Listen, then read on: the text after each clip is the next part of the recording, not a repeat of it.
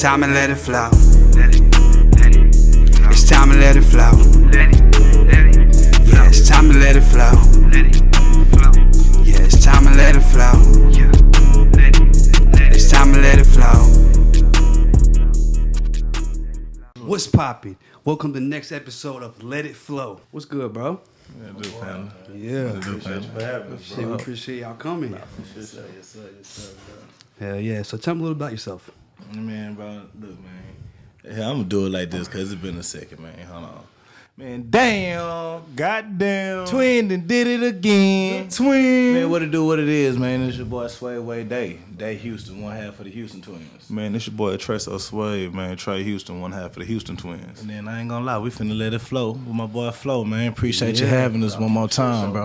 It's been a second, man. We ain't been on the tube in a minute, bro. Hell yeah. Ain't been on the tube. Hey, in a minute, baby, bro. you miss me? Fucking You right. like my voice? Yeah. They turn you on? Yeah, we back. Yeah. What's up with it, bro? Chillin'. I think they miss y'all, dawg. Man, shit, I miss this shit, bro. Yeah. Like, it's been a minute. Like, time. shit, I ain't nervous, but it's like, lights and camera shut off. Like, damn, it's just home. Like, it's been a minute, though, bro. Like, for shit show, been a minute, bro. Appreciate you for having me. For sure, you already know. Shit show. You know. So tell me this. So what got y'all into YouTube? Like, was there anything specific that happened that made y'all want to be a content creator?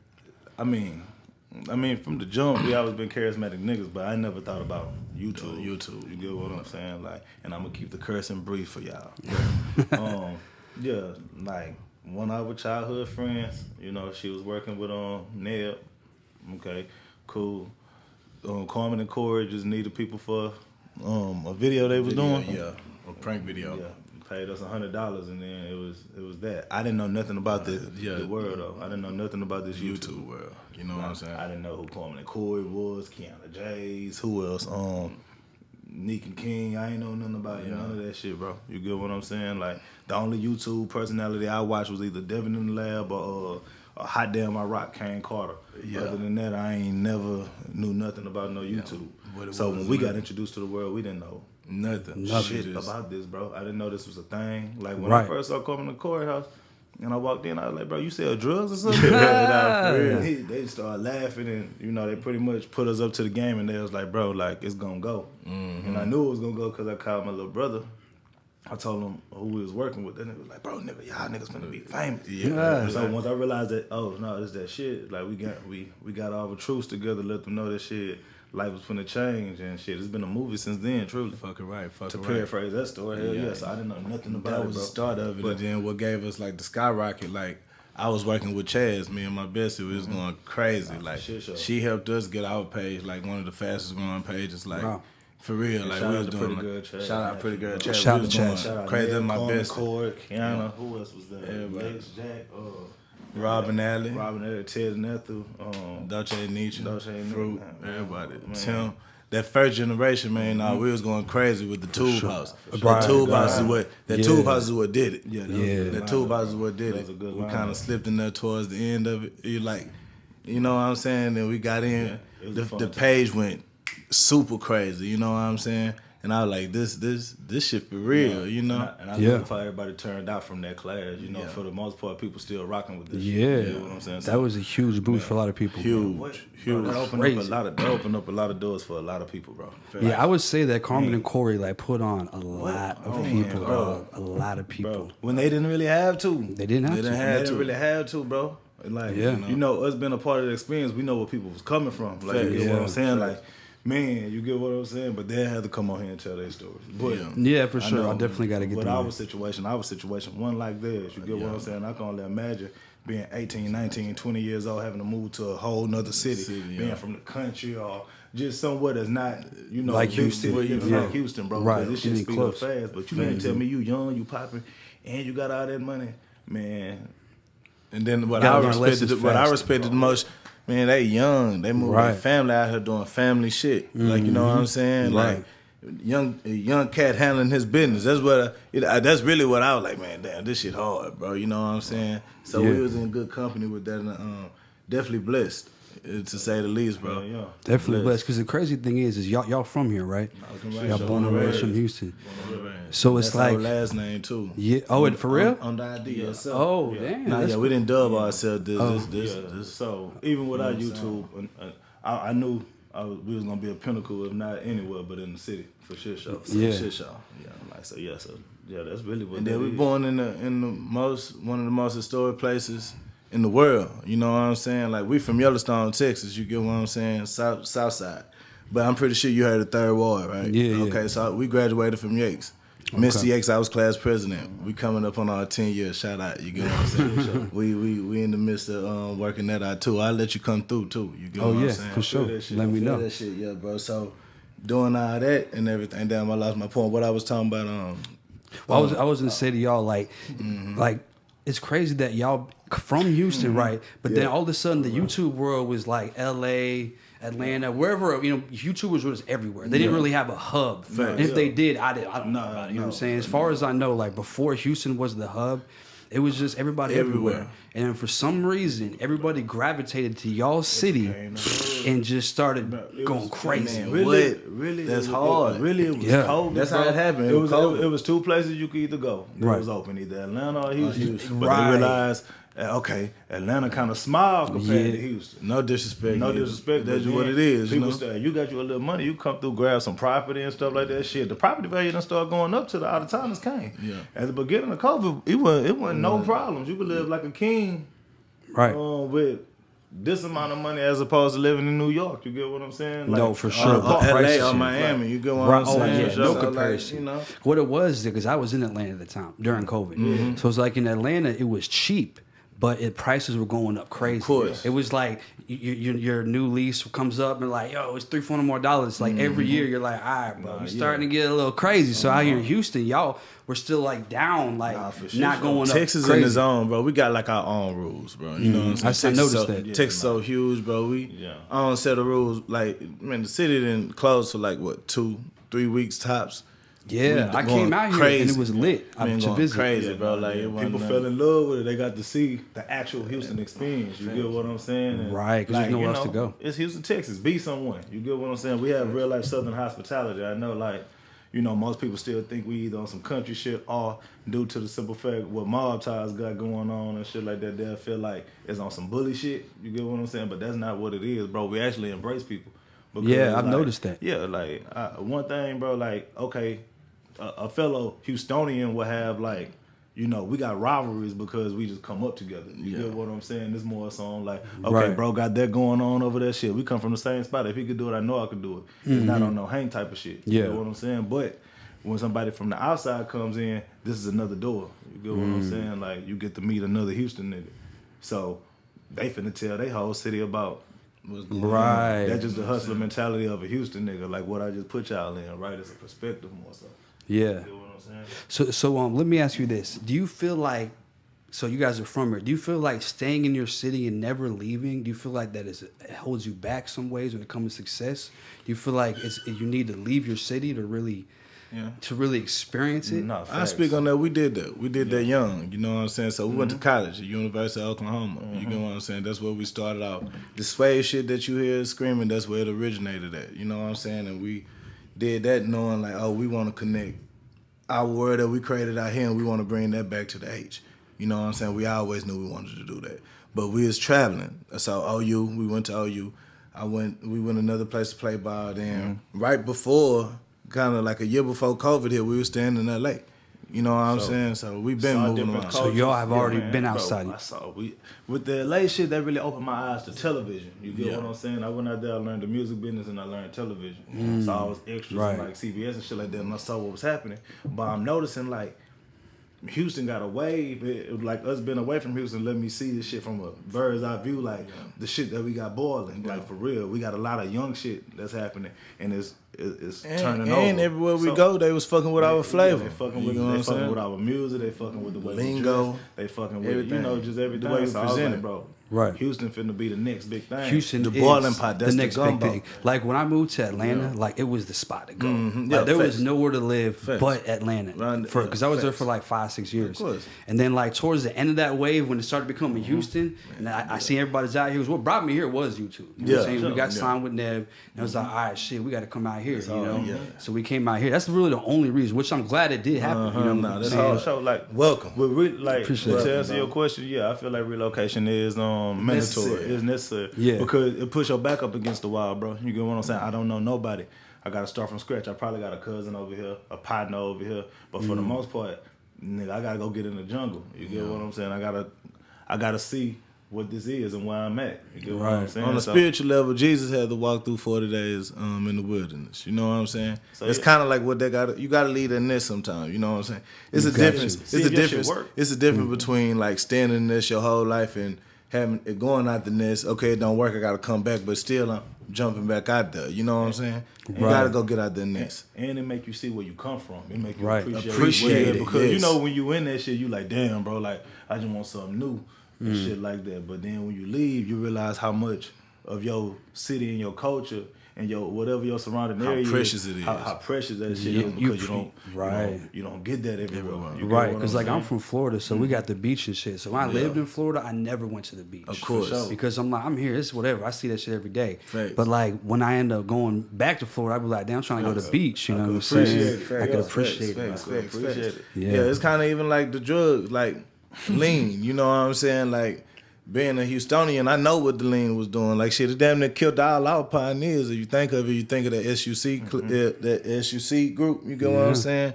Most of them died off the same drug that the world talking about now. Even Future and everybody, like they catapulted off this drug. Lil Wayne catapulted off the drug. ASAP catapulted off this drug. You know what I'm saying? And the culture took a heavy grasp on the hip hop world. You get what I'm saying? But us being from it is like, I wouldn't known that till we get out there and you see like, okay, oh no, this is. Or even with the swangers and shit like that, you know what I'm saying? We used to think it was old school out here coming up, but then as you get out of it, you know what I'm saying? It's like, nah, that's us. Bro, when I first came here, I'm driving on the highway and I seen some of them. Some of the ones on the rims and shit, right? Yeah, I thought it was some Batman shit. Like they're trying to get. That's literally like Houston late 80s and 90s culture. Facts. Yeah. You get what I'm saying? That shit crazy. Nah, it used to be. It was a north side, south side beef over slabs. Real life. You get what I'm saying? Like for years. You get what I'm saying? For damn near generations. That was the culture. You coming down, you get what I'm saying, when they talking about switching blades, all that shit, you know. North side nigga more so gonna have braids. The south side nigga gonna have south side fade. Oh, okay, I get what you mean, yeah. And like, you know, it was just a culture within that shit. You get what I'm saying? So I appreciated living here, but I didn't know how rare that influential it was. Cause we was born in '96. Yeah, you know what I'm saying? People until we moved out and they'll be like, oh, I'm from Houston, and then they'll ask either brother Jay Prince or drugs or the women because the strip club culture, strip club, and then I'm like, damn, bro, like, yo, I got a lot of shit. And then with the world, like Lil Wayne always, he stayed in Houston, graduated, and Drake, damn near, you know, he feel like he from Houston. You know what I'm saying? So, like, with that having that aura and intrigue and shit like that, boom, is one thing, and then us actually being like, we've been the Houston Twinz. You get what I'm saying? So it's only right, like shit. We put on for that shit. So like other people could pop in another city, but us is our obligation. We gotta be here. Because like, one thing I noticed was like I remember we were in a meeting one time, and y'all said to them, you were like, "Yo, this is the day I met y'all. That was the day I moved here. When we had that meeting, that was the day that I had actually moved here. Literally the day like we got here." And then we had nowhere to stay. We just had an Airbnb. Okay, and like we were gonna find a spot. We had booked a month just to find somewhere to live. No, and we literally got in the car and pulled straight up to Neb, basically saying like you felt like we needed to give back to the city. You're like, yo, like this is our city. We feel like y'all breaking bread out here.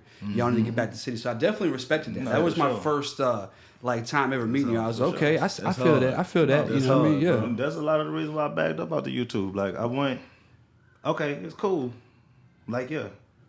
You know, Houston got their own money and shit like that, but you ain't finna, you know, be here with all this money and all these resources, and you're not finna go to the spots that matter. You get what I'm saying? Since we had that, they didn't been.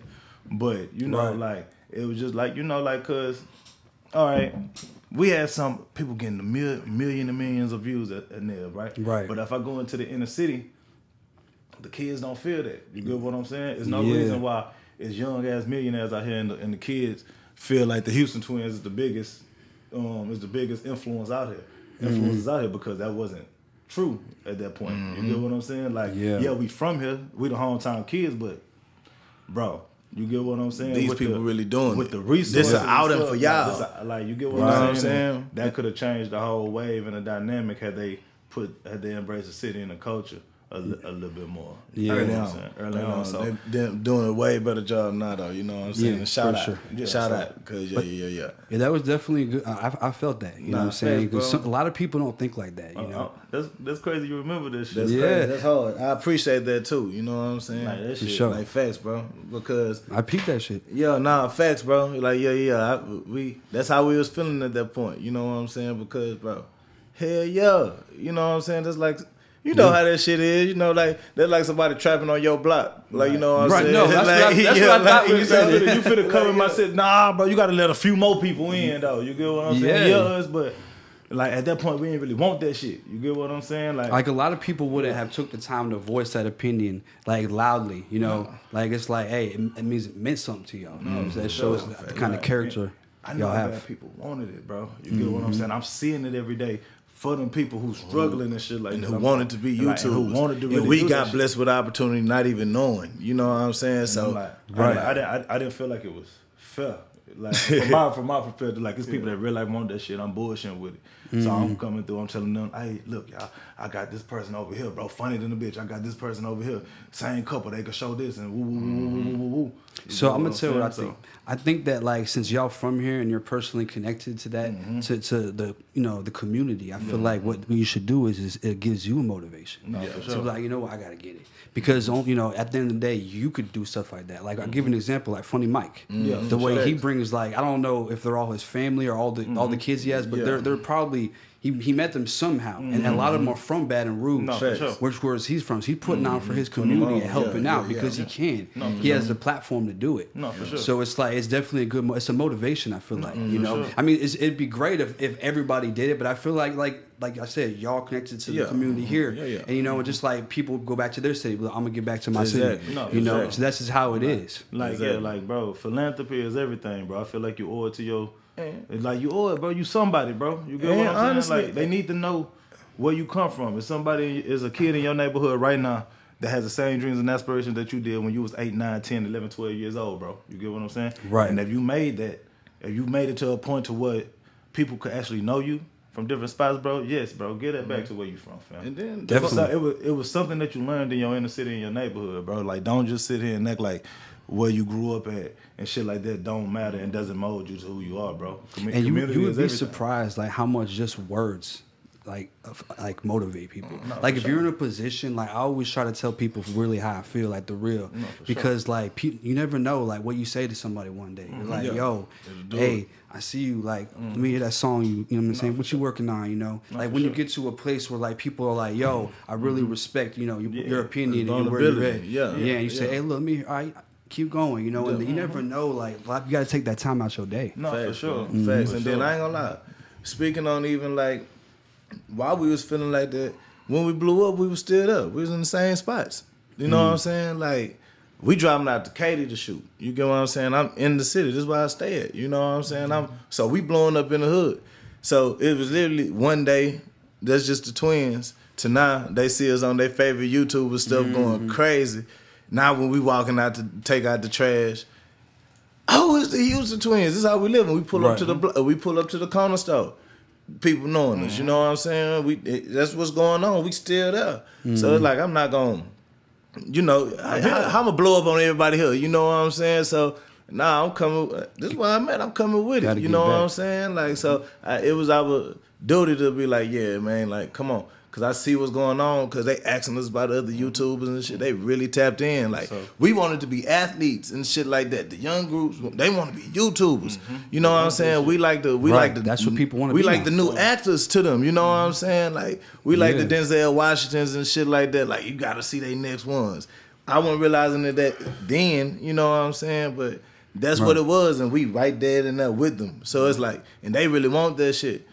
Man, there ain't nothing to come pull up and everything like that, teach them this game and everything. Yeah. Teach it to them early, bro, because it's young black people doing it. You know what I'm saying? That's what instead of picking up a stick, you get what I'm saying, drilling, robbing, learn how to edit. Because content really the new crack, bro. Yeah. Like, you get what I'm saying, bro? You chop it up and just, You could do the same type. It's legal. Bro. It's legal. You know. I mean, you could relate any hustle to the dope game, bro. Of course. But look, it's working, bro. Look at Vlad TV. Say Cheese. They you chopping that bitch up. You get what I'm saying? It's like you got a good product. Okay, look, it's like, look, you cop the or you shoot the video and you put it on YouTube, right? And then you break it down. You break it down. You put it on TikTok, the short clips, and you put another short clip on Facebook. Then you put a real life. Yeah, put a real life. Then you get paid for the live. You give them the best shit for the social media. Yeah, them J's coming. They want it. They want more. I'm saying, and that's how it was with us. The people, where the fuck are the videos? They coming through.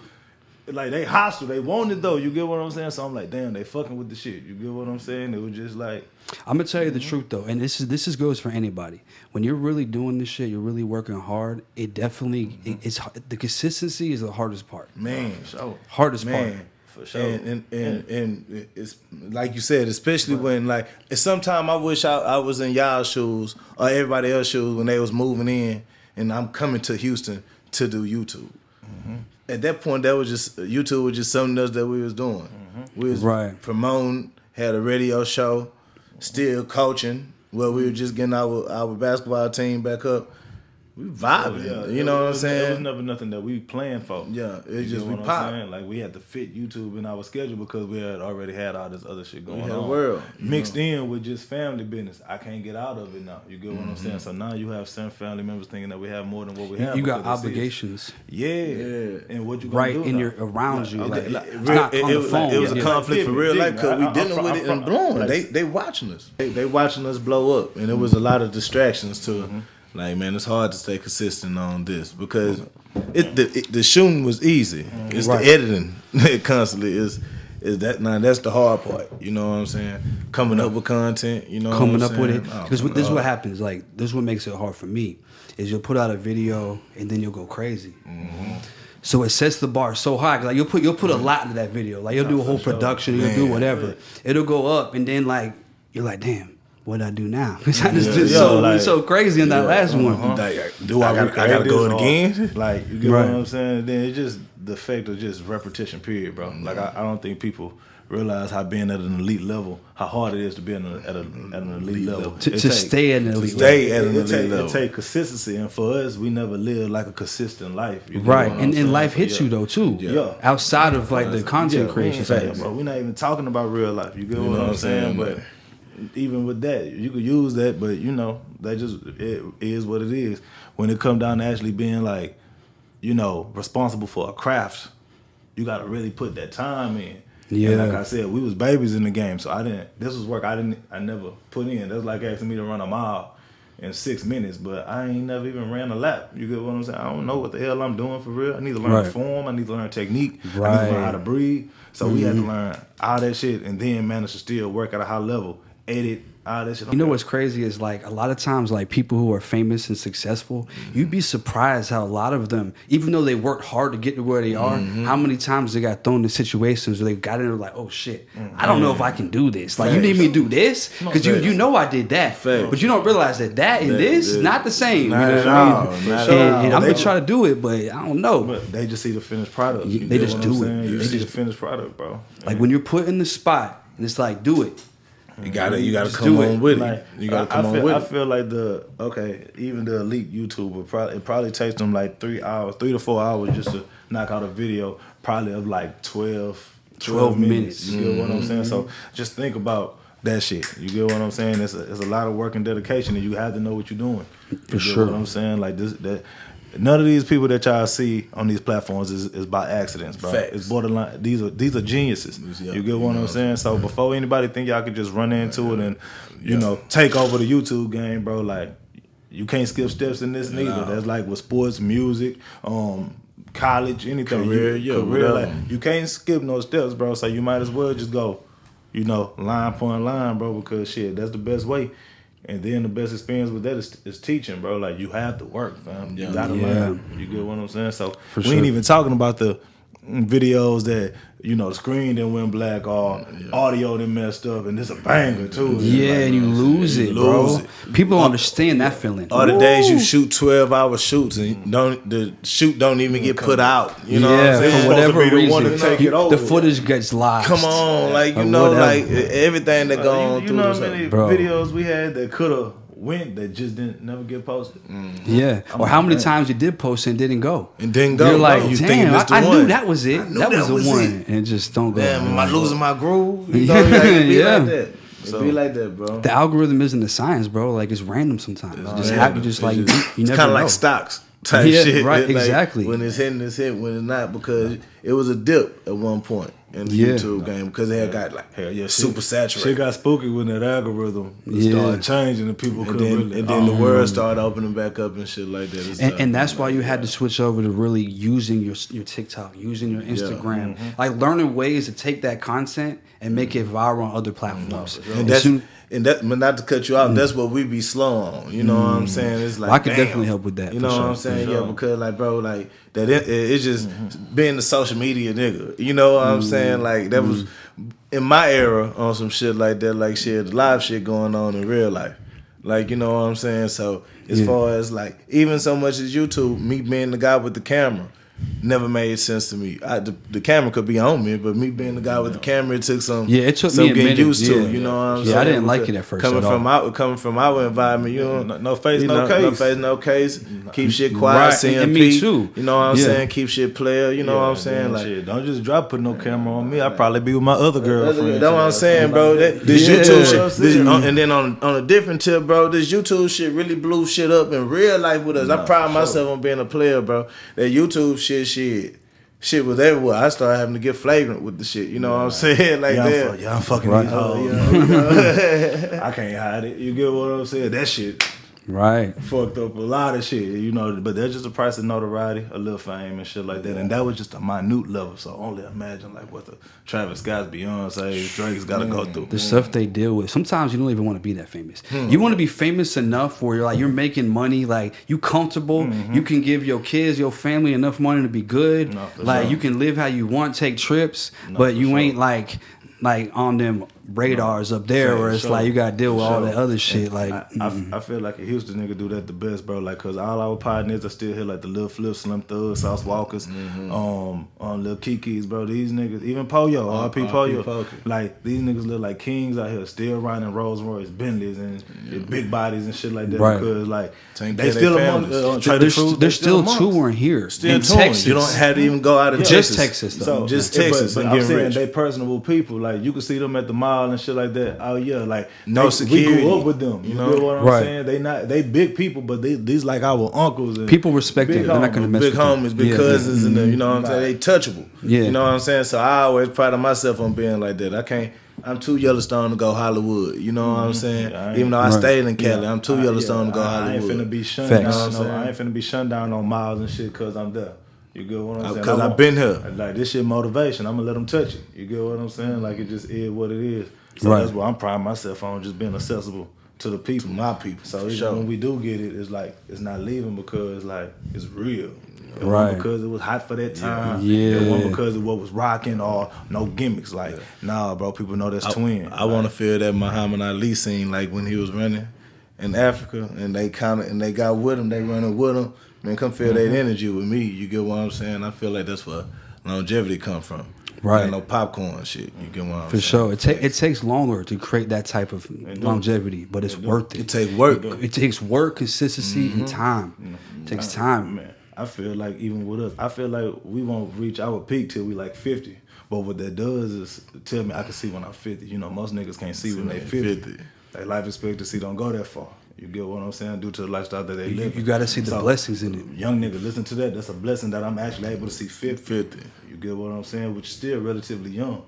Right. But, you know, I'm able to see it. I feel like we won't reach our peak till we 50, bro. That's when our voice is going to be as big as ever. Yeah. You get what I'm saying? Like, definitely. To the point to where, like, we historians with this shit, but we opening doors for everybody. We helping it. And, you know, money good, everything good. You get what I'm saying? And that's a lot of people too. Hopefully, we can employ YouTubers and content creators. Yeah, and shit like for that, sure. You know what I'm saying? For sure. I mean, I feel like this: like reaching your peak at 50 But it's just about like, where am I at 40? Where, you know what I'm saying? Like, I'm trying to be to the point where like I feel like it is my peak, because we always feel like we're at our peak. No, I always feel like you're at the peak. Yeah, and you're like, oh shit, I could actually do more. I can actually go harder. No, for sure. You know, and that was just even our life, bro. Like our life been a movie since we got here. You get what I'm saying? Like even that YouTube stint wasn't the funnest time of our life. You get what I'm saying? Like I still had high school. Like that was a story. I still had college. That was a story. Crazy. You get what I'm saying? So it's like, it's so many different lives and so many different tears. Who's to say I had my heyday and didn't get out the way? Hell no. Like you still see Steve Harvey. You still see motherfucking Wallow and Gilly. You get what I'm saying? Birdman. I mean, at the end of the day, it's just what makes people great isn't just how good they are. It's about how they kept going. Because how many people do we consider the greatest? How many times did Michael Jordan miss a shot? Come on. No, I mean, we know he's like one of the at least one of the greatest, not the greatest basketball player of all time. But how many games did he lose? Look at Braun. Like just because he stayed in the longest, I'm getting all the records. I got all the time. Right. I've been the most durable. I'm still here. I've been the most consistent. Right. I'm still here. No breaks. You could depend here. on me being here. I'm still right. I'm available. You ain't got to worry about me going to jail. You ain't got to worry about me getting shot. You don't have to worry about nothing. You know, we gonna be here, and that's how. And I'm gonna produce. Like that's how I want us to be. I want people to be like, this twin. Like I know if you need anything, boom boom. Especially when it comes down to the city, if you need anything, I want to be that source. You get what I'm saying? Like, call the Twins. We was anointed. We was anointed with this. Why not tap in with the Houston Twins if you coming to Houston? Why not? You know what I'm saying? Like shit. That's what it is. I feel like certain people appointed to do certain shit. You know what I'm saying? And that's what it is. And that's what I feel like. I feel like at the end of the day, the fact that the YouTube, city, what would you call it, the mecca of YouTube, the place where everybody goes. Appreciate it. Yeah, facts. You said that. Yeah. It's a mecca of and the fact that it would come to Houston, which had it could be 50 states. It came to the state that y'all, not the state, but the city that y'all from. Like, so it's really a blessing. So definitely take advantage of that. Man, gotta take full advantage of that shit. Definitely will, man. Definitely will, bro. Man, look, we own it. We getting back to it, and all gas, no brekes this time. Till the wheels fall off. Facts. So I got a question for y'all. So let's get into this. Anything, bro. Anything. So y'all being twins, was there ever a time when there was like a girl that y'all was feeling both of y'all? Yeah. And y'all had to. Was there ever a time where y'all beefed over this shit? Nah.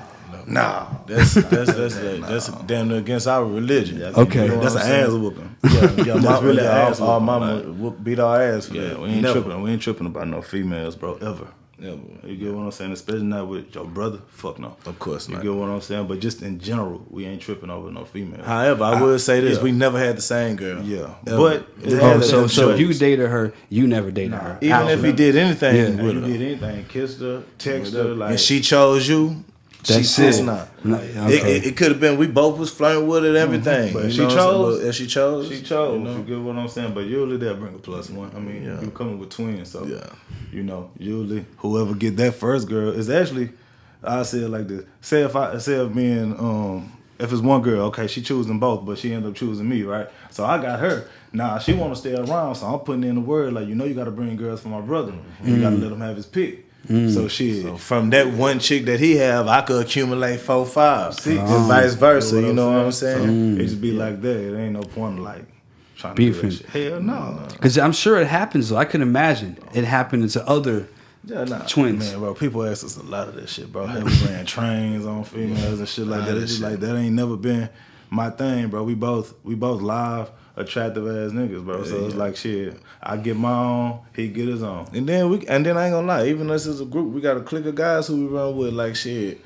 We all players flying shit like that. So man, it be a whole bunch of chicks that they don't know which one to pick. You know what I'm saying? That's just kind of how it flows. If she ain't feeling my drip, shit, we gonna splash it to my brother. And then ain't no sweat. Ain't no sweat about that, sweat to it. You know what I'm saying? You better not be. We all gonna eat. Yeah. It better not be. Yeah. I mean, that's the right mentality for sure. Nah, for sure, bro. I tell everybody, bro.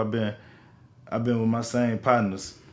We've been with our same partners since like grade school for real. Right. You know what I'm saying? And the people that we had on is people that's real life locked in. Down since day one. I probably have like 20 to 25 partners, let's just say that, throughout our years. I probably still close around, that's still there, right? Yeah. And even that's a lot, but still there. But I probably accumulated like well over 1,000 female friends. You get what I'm saying? Right. That's not by coincidence. I keep my circle of guys real tight knit. I see what you're saying. That makes sense. Women is a variety, bro. So don't trip on that, bro. You get what I'm saying? You know they revolving like the door. Right.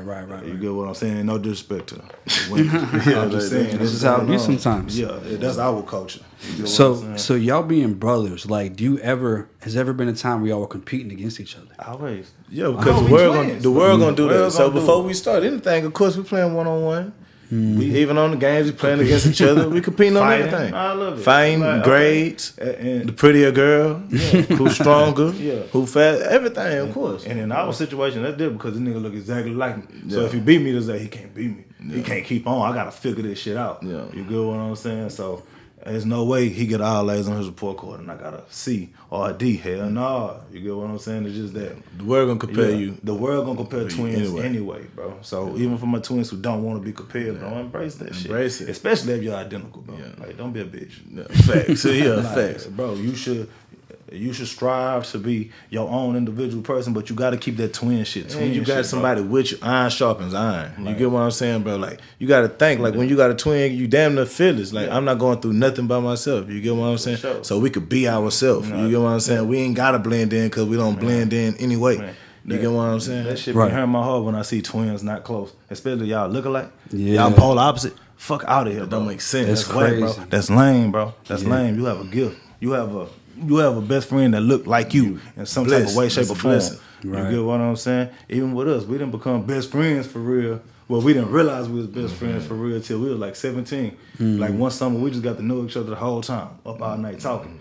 You get what I'm saying? Instead of competing. We was like, bro, like, you know, we was running it down. Like I said, we were 17, bro. That's crazy. See, like me growing up, like me and my brother looks almost exactly like me. For sure. You see, like he looked like he could be my twin, but he's a little younger. He's like 2 years younger than me. But like growing up with him, we were very close. Like I'm talking about, we did everything together, even at young ages. Like we were getting arrested together. Like we was running the streets together, going crazy. Like everything. Like we were doing music together. We both got signed to the same label together.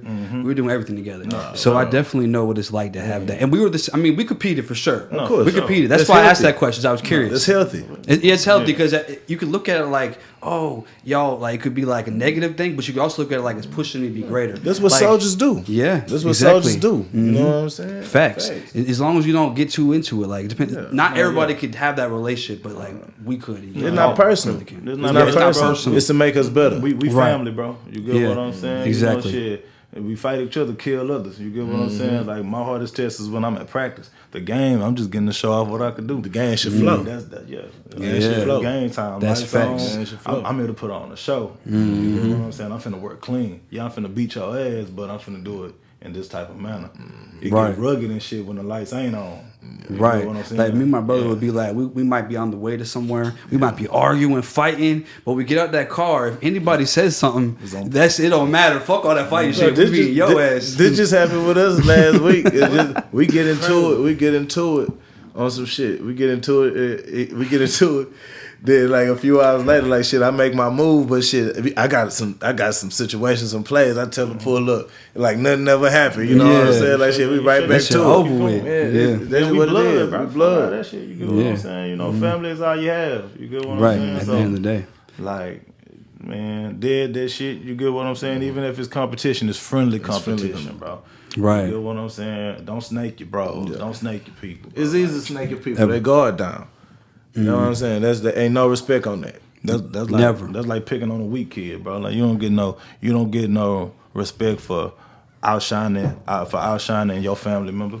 Well, I'm gonna tell you, there's a lot of people came up off of that mentality, it's just fucked up. I can't do no Cain and Abel. I understand situations, but nah, bro. You get what I'm saying? I look at it like this: if God placed them in my life before I was here, like blood made us that like. I never just rat you out a dog yard, bro. You get what I'm saying? Like, I don't care what you did to me. You get what I'm saying? I just, I still eat with you, but we just not sitting at the same table. Yeah. I shovel it over. You get what I'm saying? Like, through whatever our mutual is, I never leave my people out to dry, though. Like, I'll be on no backstabbing shit, bro. That shit really weird to me. They ain't in me. You know what I'm saying? But, to each his own situations. Yeah. But and stick with your people, man. And then especially if you twins, you stronger together. That's your superpower. Yeah, like that's Facts. your superpower. Just brothers in general. Brothers and siblings, but even more so with twins. So I got one more question for y'all. So I got a lot of questions, but but nah. So let me ask you this. So y'all being twins, y'all born on the same day. How similar do you feel like y'all are? Your personality, like your basic, like what your personality. How similar do y'all feel like y'all are? You want to go first? I mean, it's a difference. If you know us, it's a difference. I'm more like turnt. You know what I'm saying? I'm more turnt. I'm more sociable, believe it or not. You know what I'm saying? And like that's just always been more me. You know what I'm saying? So that's my point of it. And he more like kind of like laid back, hilarious. You know what I'm saying? But he like extremely opinionated. You know what I'm saying? I'm more kind of like. I'm more laid back in that sense of it. I kind of move a little bit more arrogantly than he do, but he gonna speak it. You know what I'm saying? And we kind of balance that out for each other. And even just the same, so even that's the difference. But you still gotta think about it. We still got the same upbringing. You know what I'm saying? So what's in me is within him. Yeah. So say if we both on bullshit that day, it's gonna be a hell of a day. Cause we on the same page. Bullshit, we ain't even in each other. We both on bullshit. We finna test some shit up. Yeah. Right. We both calm and we both calculated. Then we finna put that together. So we still we got the same DNA, bro. You get what I'm saying? Yeah, so it's still certain things that's within us. It's just our character. But personality, definitely. That's why we never could switch classes and shit like that. Cause our classmates gonna know the difference, just how we act. You know what I'm saying? That shit be crazy. They probably don't know us off rip, but once we get to talking and maneuvering and shit, oh no, man, this ain't Trey this day. You know what I'm saying? Yeah, they get it. You know. No, that shit it's cool though. You know, like.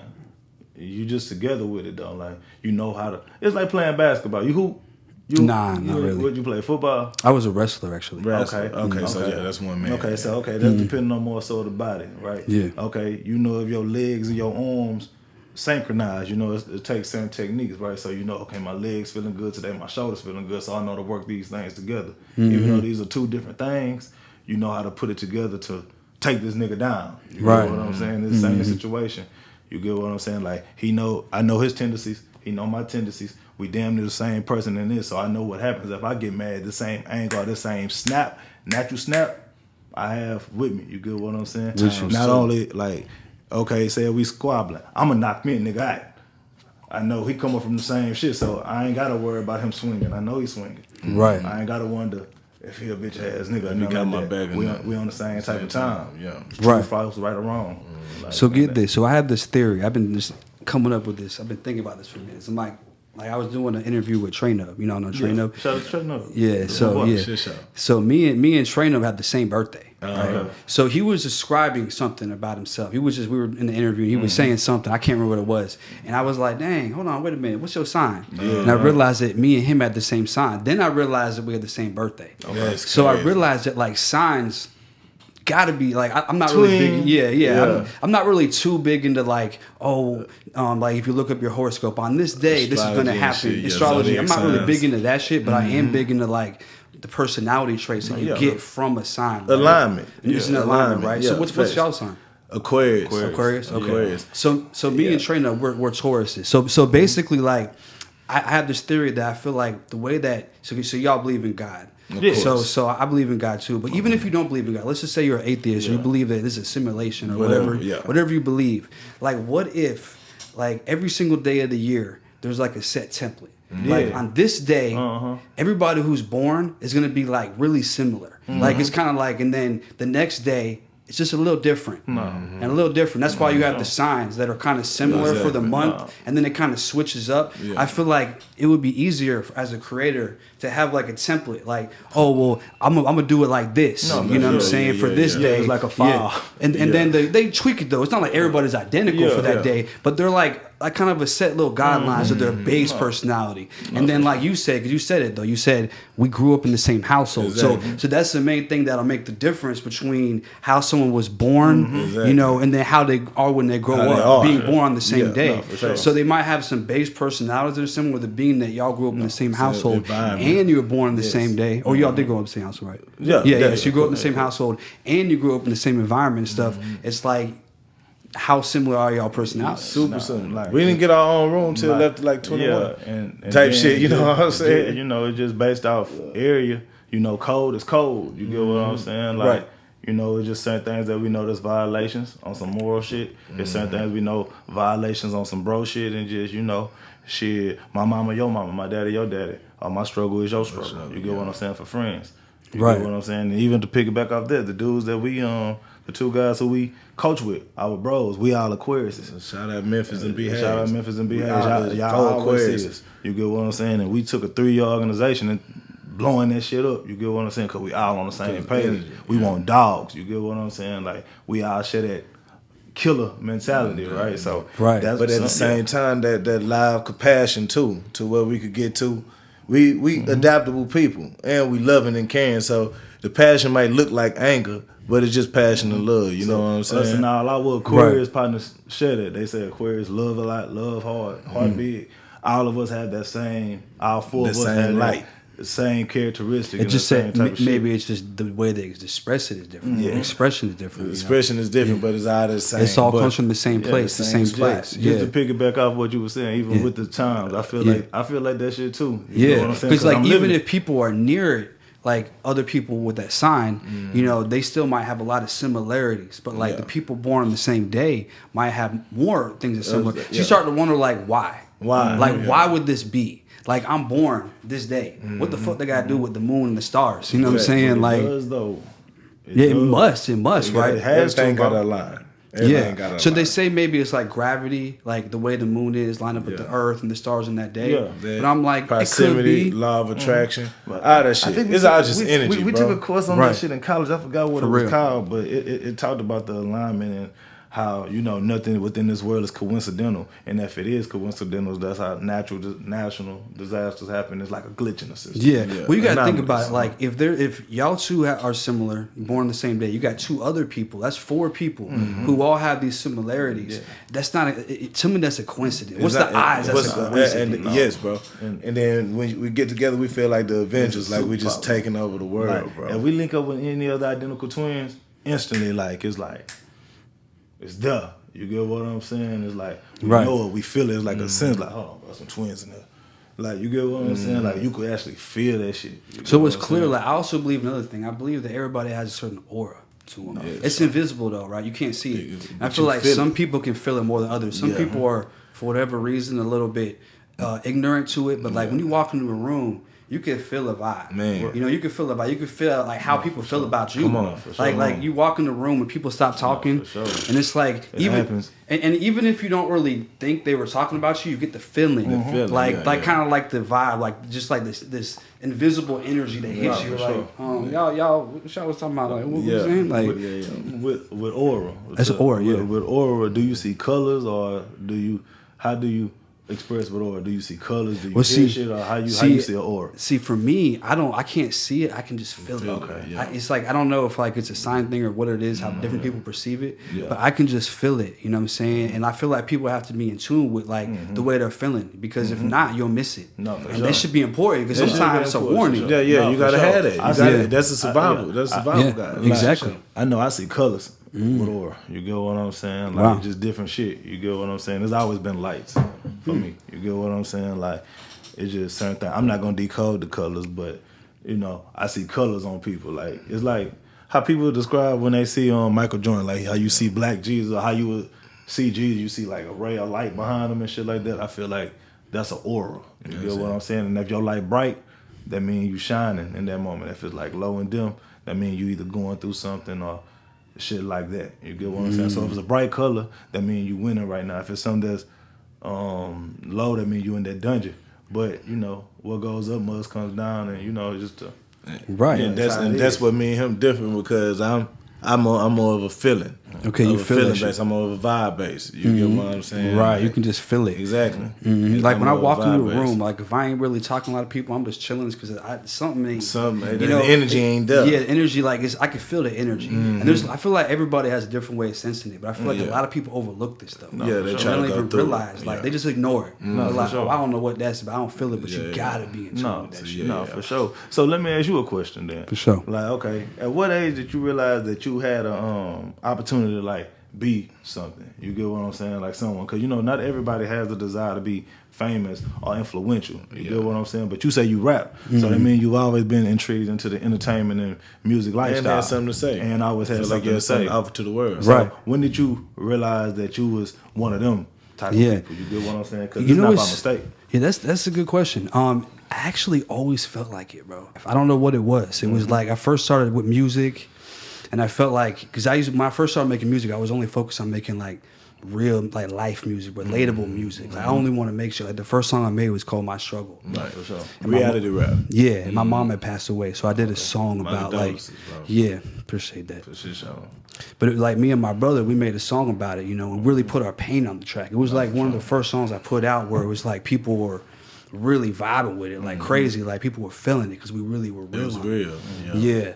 So I got into making music like that, but it was just like, because I feel like I had a message to the world, and I always knew, and I had a couple experiences in my life I could talk about, but you know, that made me feel like even more so that I had a reason to be here. Yeah, for sure. You know, I mean, just in a short story is like when you go through a lot of shit in life, and you know, people dying around you. Not for sure. You know, things going down where you know you could have died. Let me just put it like that. For sure. You know, like you got out of that shit. No, for sure. And you could have not only died, but you could have also went down for what's going on. On many occasions, though. No, for sure. Come on. You're fucking up. You know what I'm saying? And God spared you. Yeah, you got spared where you really deserved it. Yeah, because the shit you was doing wasn't right. That's your wake-up but it was call. the way that you had to survive. Come on. You gotta get by how you can. You end up where you are. You know, when things happen.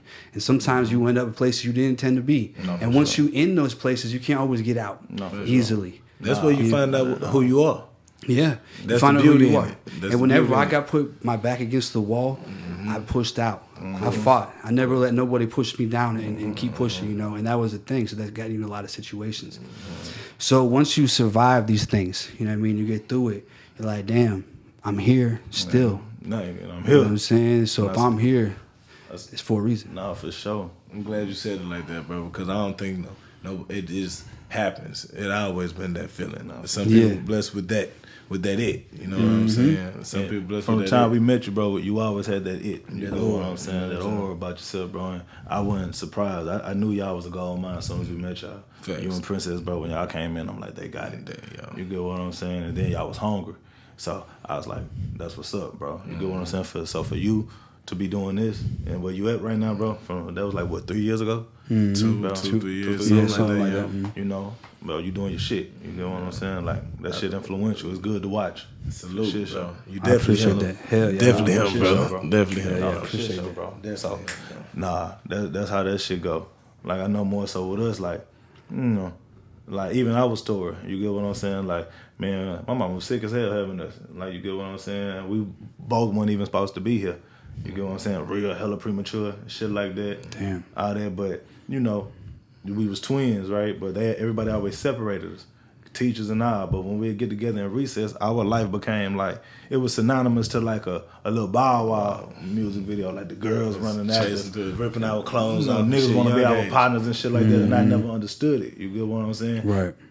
Said we throw parties, and my mama throw parties for us. Everybody coming, and like from grown folks to high schoolers to middle schoolers, everybody. We always had a sense of influence since we was younger. So I was like, I always felt like, you know, this worldwide, this us being known worldwide was gonna happen, bro.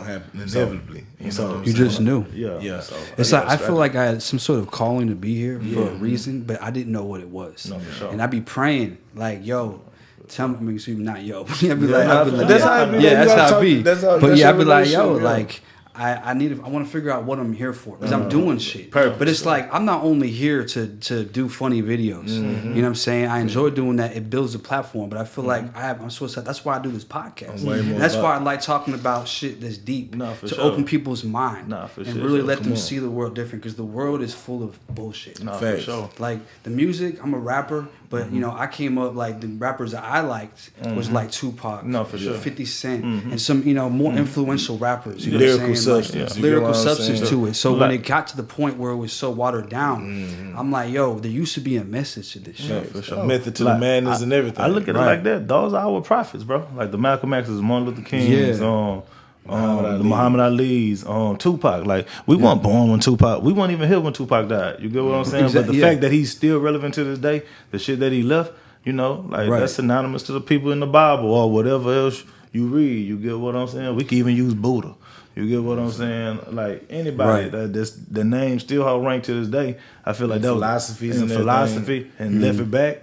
Like that's a prophet, bro. You get what I'm saying? I believe it's true, bro. Yeah, like it's there. You get what I'm saying? If it still sticks and motivated and through shit like that, bro, it meant something while you was down here. So that's really what our goal is, bro. I don't want my voice to never not be heard. You get what I'm saying? Tupac's had a saying. I don't remember the exact saying, but he's basically said, I don't know if I'm gonna be the one to change the world, but I will spark the minds. I watched that whole at least 3 times. I watched that 3 times out the year, bro. You get what I'm saying? Like when I studied up, you know, when you in college, you study up on a lot of shit. That's when your brain is opening up. Like between the ages of 18 to like 22. That's when you know, you downloading that front part of your brain. Right. You get what I'm saying? So, man, I was watching just a lot of history, bro. I just wanted to see what the hip hop culture come from and what I'm into, bro. Like, why do I feel these type of ways, and why is my spirit able to align? So I was able to connect with Tupac through his interviews, and then that made me enjoy his music a lot more because, bro, this nigga was calculated. Like he didn't, like, you know, God put you in certain position to do certain things, but you could tell bro knew what he was doing. I feel like he knew what he was doing, but at the same time, I feel like he didn't realize it really until towards the end. Totally realized. Like I feel like he knew what he was doing, but he didn't fully understand it until it was too late. Yeah, I felt like he started playing with it towards the end, and that's what happened. You know what I'm saying? Like, you know, when you blessed and you anointed and you have vision, bro, you know, sometimes you tend to be sarcastic with God because you realize when he being sarcastic with you, that's just when your spirit at a high level, right? Like I know, like, you know, when like certain shit happen, like with us, for example, we've been in like 7 car wrecks, right? That's God telling us to slow your ass down. I didn't kill you, but look at this car. Right. Look at this car, nigga. Like, you gonna keep making me do that? And you like, it's on some sarcastic shit, but when you doing wrong, you know you playing with this agreement that you and God got going. You know he ain't gonna kill you, but he finna put you through some shit because you been a disobedient nigga. Just a disobedient child. I feel like, you know, with Pac, he just started acting out a little bit too much to the point to where he had to become that. You get what I'm saying? Yeah. And he did exactly what he said he was gonna do. He definitely sparked the minds. Yeah. I feel like once your purpose is fulfilled, before you can put any more filth on it down here, I feel like God don't make no mistakes with it. Because, you know what I'm saying? Because people do start, as you get older, they stop listening to your word. I wonder who Martin Luther King would be at the age of, like, you know, 75. I wonder would he have Parkinson's like Muhammad Ali? Will we still look at him as that strong figure, or just another old nigga? Well, I would say like Pac, Martin Luther King, and a lot of other people, they would have done a lot between the time they died to now. Like Muhammad Ali, you know, it's like we can't look at him the same as when, you know, when he was in his prime. You know what I'm saying? Towards the end, but it's like, we look at, like, you know, Tupac. We don't know what he would have did. He could have gotten so many. He could have changed the world. Yeah. No, you know. Sure. But I mean, will we respect him in the same way? That's a good point. Yeah, because we consider him the greatest. He might have done some shit that made us look like, hey, we can't really fuck with you. No, sure. It tainted who he is, and not just Pac. I'm talking about anybody. Could have messed up. So their legacy that's what their legacy was. It couldn't have been tainted. Yeah. Like, and I look at it like, even with us being Houstonians, we still blessed because we still got our old man, which is Mr. Prince, which is Jay Prince, right? Like, we literally still seeing him be active. You get what I'm saying? And still relevant to this day. So we still have our blueprint. Yeah, we still have our blueprint, and he's still walking amongst us. You get what I'm saying? And you see through what he built as far as with entertainment in Houston, how many other people like the Slim Thugs, Lil Kikis, everybody that was from that movement, we still have all our people. Yes, some people died, but we still have OGs in the game that we able to, you know, look at and actually hear. So that's one thing I can say about Houston. We still have our certain code and shit like that is not done away with because a great leader died. You get what I'm saying? Our legends and stuff, for the most part, grew old to become legends. So that's just the culture of how I see it, bro. Like, if you grow old, bro, that's a blessing, fam. You get what I'm saying? It is. Like, I mean, the truth is, bro, it's unfortunate, but like, if you are somebody who's, you know, has a very influential voice, especially back in the day, if you had a very influential voice, you were moving things in a direction that was maybe not agreed upon to everybody, and those people didn't. They got taken out, bro, and it's unfortunate. They send in high places, bro. Yeah, you know what I'm saying? It's like that was the way that they dealt with it. Nowadays, though, and that goes on to my next question I ask you. Nowadays, I feel like they don't deal with it the same way because Tupac, for example, how many people were like, "Yo, Tupac, you know, y'all." They look at it like they don't believe he died. People think he's still alive. There's so many like things about that. Like they know something wasn't right about Tupac getting killed. Like no matter what they believe. Then there's so many different things. So like, look, we got to stop doing that. This isn't back like in the day where people have internet. They got a phone. Exactly. They're gonna figure out like, oh, what about this angle? If you got this camera looked over here, and that ain't whatever I'm seeing on this ain't adding up the way y'all said on the news. There's too many angles. There's too many cameras. Different. There's too many ring cameras. There's too many security cameras. They can't really get away with the shit like they used to. So it's hard to just kill people now. Yeah. But what y'all think about clones? Do y'all feel like they're cloning rappers, or do you feel like that's just some BS? First of all, that shit weak. You get what I'm saying? That's a twin. That shit weak. If you ain't got it, you ain't got it. You get what I'm saying? But I mean, but that shit. Body preservation is on some that's on some elite like people shit. I feel like that's for like the old people who don't want to give up their fortune. So you got enough money to just fuck around. You get what I'm saying? Like I can only imagine what the hell Bill Gates is doing. Yeah. Like, because what the hell you buying out? That clone shit ain't no nigga problem. What you buying out this goddamn land for, bro? Like you get what I'm saying? You just taking it up. Like what you finna do with that? Right, but like think about it like that's a good question. I definitely want to get in that too. But let me ask you this: so like you see these artists, like rappers are the most influential people in the world because like when like Will Smith or whoever when they speak, like an actor or something, when they speak, people don't really listen. It's like okay, I heard you, but when a rapper speaks, it's in a song. Yeah, so it's getting repeated over and over, and it's one propaganda, and the easiest way to digest something is through a song. Think about your ABCs and shit like that. You know what I'm saying? Like that's a good point. It's a tune. It's still a tune. It's easier for people to learn. That's why subconsciously. Subconsciously. That's why when you in pre-can, usually everything is a melodic form. Song. In melodic form is easier to digest. So you know what I'm saying? To answer your question, it definitely sparked the mind of somebody. It will be clones now because y'all done put it in the fucking universe. It's gonna be a kid. It's a 6-7-year-old kid, and he's determined or she's determined to figure out how to do it. Figure out how to make a clone. Think about the person who was just tired of bumping into shit when it got dark. This nigga, man, bro, I wonder if we can put a light in this bitch. You get what I'm saying? And guess what happened? Hey, you get what I'm saying? So it's gonna happen. It's gonna happen if it hasn't already. It's inevitably gonna happen. I feel like we'll learn how to live with it. You get what I'm saying? Same way how. Somebody in the 70s wouldn't think about, you could have our access to everything on this little device. The car is talking to you. It'd be hard to believe. They think you a crazy motherfucker, right? So it's just, you'll learn how to evolve and deal with it, I guess. But as far as a clone having a moral compass, like shit, y'all got to work on that part. So for the elite groups, like I feel like it's the same situation. You still gotta have a community that goes around the clone. So have you ever considered that maybe? Okay, so you got the clone, right? So you got a rapper. They're talking too much. They're putting too much information out there. Like, hey, they go to prison, they go to jail, or they get in the hospital. Yeah. They just disappear for a while. They're off the map. You don't see them. You don't know what they're doing. And they come back a little bit different. What if some Proud Family shit? The Proud Family movie shit. Yeah, I mean, you never know. Like, what if the person who's in control of them is actually okay? So think about if I could take my consciousness, right? Like me, swap. Right, they could take my I'm an old man. Let's just say I'm Biden, the real, I'm Biden, and like I'm about to go. I'm old, so they take my consciousness and they put on a chip everything I remember, and they put it in a computer. They mix it with the consciousness of whoever I'm going to become, so I act like them, and they put me into their download them. So it's actually a person, like a download. It's actually a person in control of that. I don't know if you call it a person, but it's a subconscious. The consciousness of a person. Like, so it's not just some AI bot. Just a theory, just a thought. No, even the bot would learn how to grow feelings and shit like that. They're gonna take on the emotions and all that shit. But if you creating that shit, you need to learn how to something that got to be able to counter that, because what happens when this clone or this robot just not feeling this? Yeah. Now do you react like do that same clone react like a 27-year-old man, or do it react like a 3-month-old child because that's what it is. You know what I'm saying? And that's why you saw when it become dangerous. Just earlier today, that Mitch McConnell, he's a senator. You seen that video? He was sitting up there and he was like making a speech, and they asked him a question. He just sat there, turned off immediately. He was just sitting there for like 30 seconds. He didn't move, and all of a sudden he started like he glitched out. I'm like.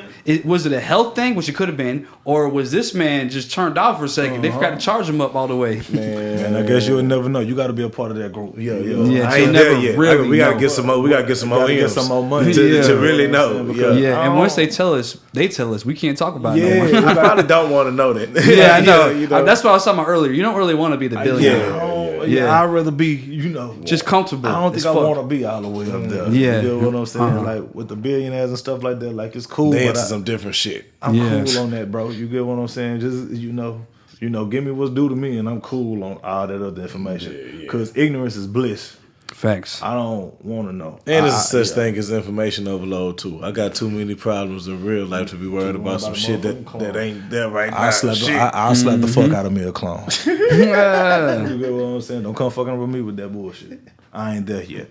I'm still a nigga in mind. Like I got a real ground level way of thinking with that shit. Shout out to the Twins though. Shout out to Twins. Ain't no clone shit. It's real life. That's what it is from God himself. Shit, nigga, fuck a clone. Not man-made shit. There you go. Fuck a clone.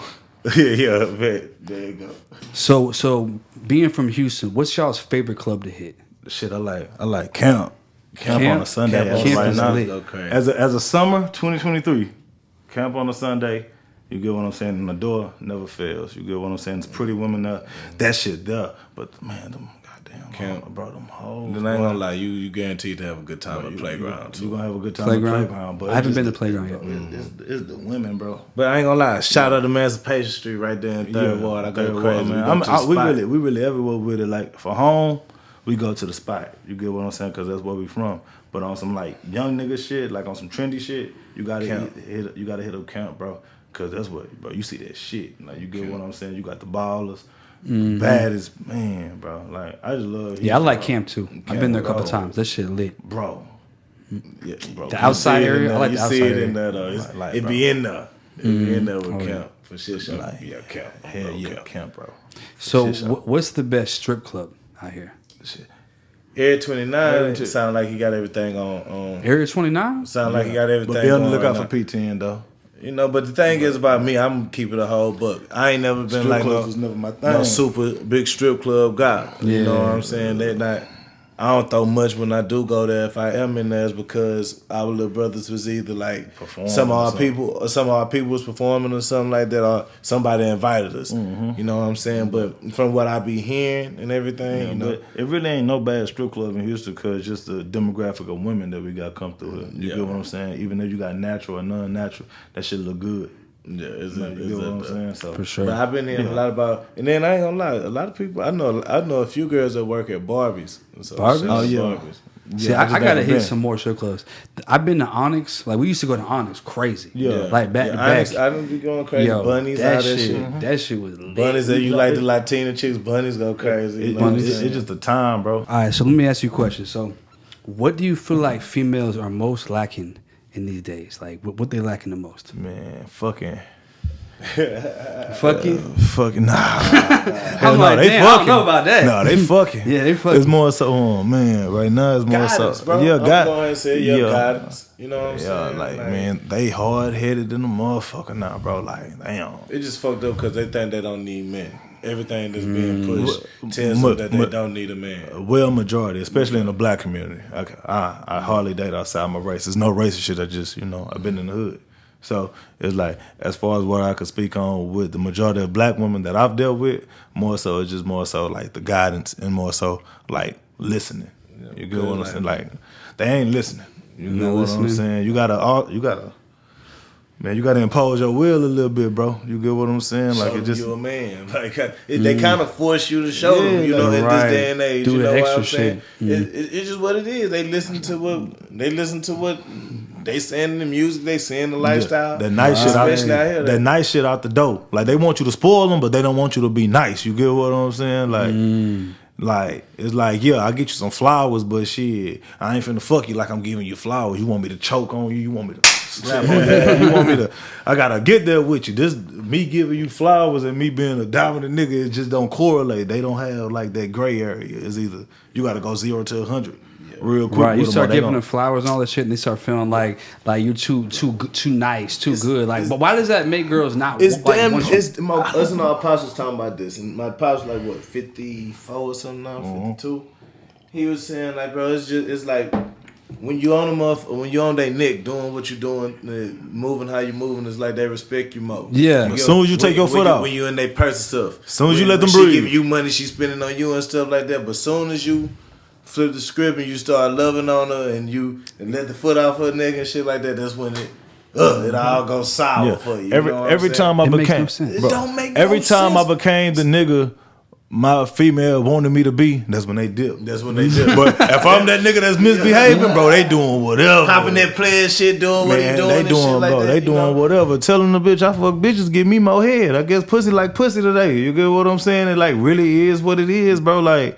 It makes no sense. But my mama told me this. She told me girls fuck with who they like. Women fuck power. You get what I'm saying? Usually your power, your influence, and your value usually trumps the bad of you. So do you feel like maybe it's the girls that you're choosing?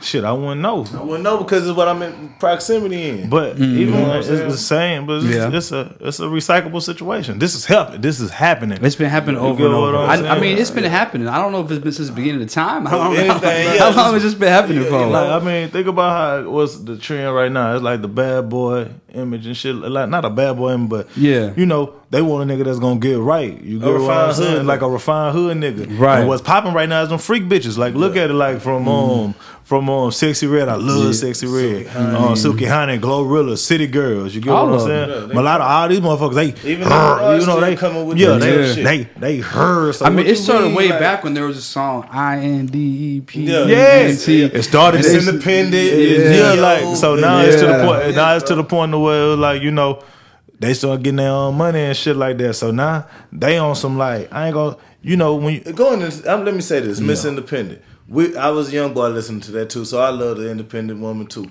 You want to know what that turned into for me on some shit? Getting the money out the woman the right way. You get what I'm saying? Like shit, okay, if you got it all and shit like that, and I'm struggling as a black man out here on some shit like that, I'm delivering what I'm delivering and putting it down. And I'm up in your social equity and shit like that. Right. And Wonder Woman, I'm putting you up there and shit like that. Shit, we breaking even because you the one with it. That's what it turned into. It turned into making it even, right? And then these women will tell you, like, I got my own. They kind of so a nigga like me coming from where I coming from. You get what I'm saying? This like, an opportunity, right? Shit. Some people call it a bum shit, but like in my culture, that's not bum shit. That's gonna break on them. That's culture. Not on pimp shit, just on some player finesse shit. You get what? Not finessing her, just like shit. Your mood just what it is. Shit. She gonna do it naturally. You know what I'm saying? You taking up all my time. You taking up all my attention. Getting on my motherfucking nerves and shit like that. So if I'm struggling and shit like that, I'm finna get some of that up out you. Put it on the table. You get what I'm saying? Shit. Cause my daddy always told me if she go in her pocket for you, she love you. Yeah. So once you got that mean men fall in love with what they see. A woman fall in love with what she hear. Right. So more so I feel like a bitch gonna do whatever. Fuck it. I feel like a bitch gonna do whatever. Whatever she want to do with her body. But you lock in her motherfucking mind, you get what I'm saying? She'll always come home. And women are assets to have, bro. So I'm not the type of nigga that just finna sit here and just claim to have one. Fuck no. You get what I'm saying? These motherfuckers got superpowers. We done saw them do the shit. They create things all the time. You get what I'm saying? So fuck that. You get what I'm saying? I'm gonna stay on the bitch nerves and in the bitch pockets. You get what I'm saying? Cause shit, they want me around. Keep her in line. They want me around cause I get on their nerves. They want me around cause I challenge them. They can't figure out why I don't give a fuck. You get what I'm saying? As opposed to how you doing? Yeah, they still intrigued. You got to still be intriguing. When they feel like they got you figured out, that's when it's over. And then when the spoiling shit get limited, everything you do is intensified. Like I don't buy flowers all the time, so when I do, I fuck with you. I don't date all the time. I don't just dry spend my money on a bitch all the time. So when I do, I fuck with you. You get what I'm saying? I don't just lay up. Facts. I don't just lay up. So when I do, I fuck with you. No, it was just a point in time when shit like you gotta make certain shit happen, bro. So you just gotta know how to work with your move, bro.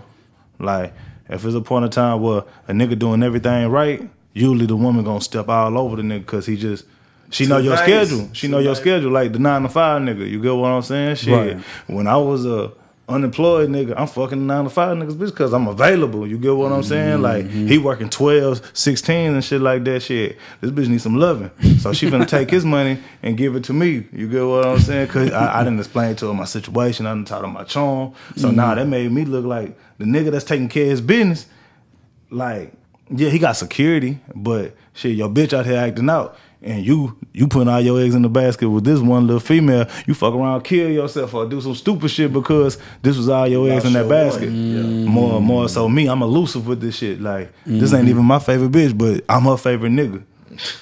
So she finna spoil me. So it's like a reverse psychology. When I'm spoiling, shit, I don't get that same type of response from somebody. I never understood that about girls, bro. Like when you're being super nice to them, like basically you gotta be an asshole to these girls. As soon as you start giving respect and being nice and all that, they're texting other dudes. Yeah, they're doing weird shit. It's like, but when you was wilding out doing whatever, like once you finally decide I'm a buckle down, but chill. I'm gonna stop texting these bitches. Now they texting dudes. Shit, they going crazy, bro. Like, man, shit, you can't hate the player, hate the game. And as a player, you got to be able to adjust. You know what I'm saying? That's the only way it is. Shit. I'm just adapting to what's going on. So shit, ladies, if y'all the ones having it, I'm gonna let y'all have it. You get what I'm saying? But shit, no, you spending it on me. Yeah, shit, I'm right underneath your nose. You get what I'm saying? Shit. Because it's crazy. Because like you go on Facebook, you see these girls or Instagram, whatever, and they're complaining like there ain't no more good dudes out here. All that. I'm like, yo, it's y'all that made this. Do you want them? Do you want them? Fam. Exactly. Is that what you respect? Really? If you not gonna give is that what get you wet? Really? Exactly. And do he fuck you? Do he fuck you how this street nigga fuck you? You get what I'm saying? Do he do that? Do he give you that thrill when you ride with him? He don't give you that same thrill when he's safe. Every time you call this nigga, he right there. Like nah. Then you want the safe nigga after you done been drugged through the yeah. You know what and I'm saying? They know like, hey, look at this point, I already know what it is. I can't even fuck with it. Like that shit like walking through an empty empty hallway, bro. Nah, I don't feel no walls. Nah, for real though. Like it ain't no warmth in that bitch. You get what I'm saying? There's too much. There's too many spears in this motherfucker. You get what I'm saying? Let me put the Jimmy on. We in here. I don't want all that shit on me. You get what I'm saying? But it's like, you know, the standard just became lower when it came down to that, it's bro. It's different now, though. It's different, bro. Like, you don't got a court no more. Like you know, Instagram, like coming up, we used to have to get numbers and shit. You know what I'm saying? We come up in the house phone era. You know what I'm saying? So you still gotta, court, go to the movie date. You know what I'm saying? I gotta talk to their dad and shit. Meet the pops, all that type of shit. But now it's just like kind of like, don't let you be somebody. Don't let you be somebody like of influence at all. The court is what you doing after the club. All right, come on. Fuck the club. I can be sit down right here. Yeah. Text the eyes. What your shit? Let's pull up. Boom, pull up. Shit, next thing you know, after blunting some liquor and shit like that, you fuck. Yeah, quick for sure. Yeah, and it don't be us expediting the process. It's the women expediting the process. They pulled up, bro. They came to. I was just on a date. You get what I'm saying? I ain't gonna say when, but so it could be ranging from 2 months. It could be ranging from 3 years. So nobody get mad at me. Fuck y'all. But like, man, I'm on a date and shit like that. Shit like what? So you gonna come to my house and fuck me? This our first date. You get what I'm saying? Usually I don't even do one night stands or fuck on the first date. I try to keep it somewhat on all stands. But shit, if she'll celebrate this process, cool. You get what I'm saying? Fuck it. You get what I'm here because I find you attractive anyway. So shit, let's just get the hard part out the way. You get what I'm saying? I feel like as far as when it comes down to being over sexualized, now I feel like that's being looked upon. Like it seems like promiscuity is what it is now. You get what I'm saying? That's the fad. It's just normal. It's normalized. I think it sounds like it should be one. You get what I'm saying? The ability to be promiscuous is not looked down upon now. What is it? Promiscuability? Promiscuity. That's what I said. Some shit like that. I don't even know. Yeah, it's more kind of like embrace. Well, for women it's more embrace, but like the player nigga or like the fuck boy, quote unquote, or the slutty boy, it's kind of like they try to like down that. It's like I ain't never knew of a time when men only have one woman. You know what I'm saying? But these hoes I know that. You can speak on that. Bro, you the first dude, bro. I seen doing it, not doing it in person, but doing it in person. This is the first man I saw have a polygamous situation in person, bro. You get what I'm saying? And it was done in a proper order. I never been like a lot of tripping and all that shit sneaking. How you manage to balance that shit out? Cause I ain't gonna lie, it's something that I want to look into. You get what I'm saying? Shit, it makes things easier. Honestly, it takes the right person. It takes you to be in the right place, though. You just got to realize a lot of dudes in that situation might take advantage of the situation.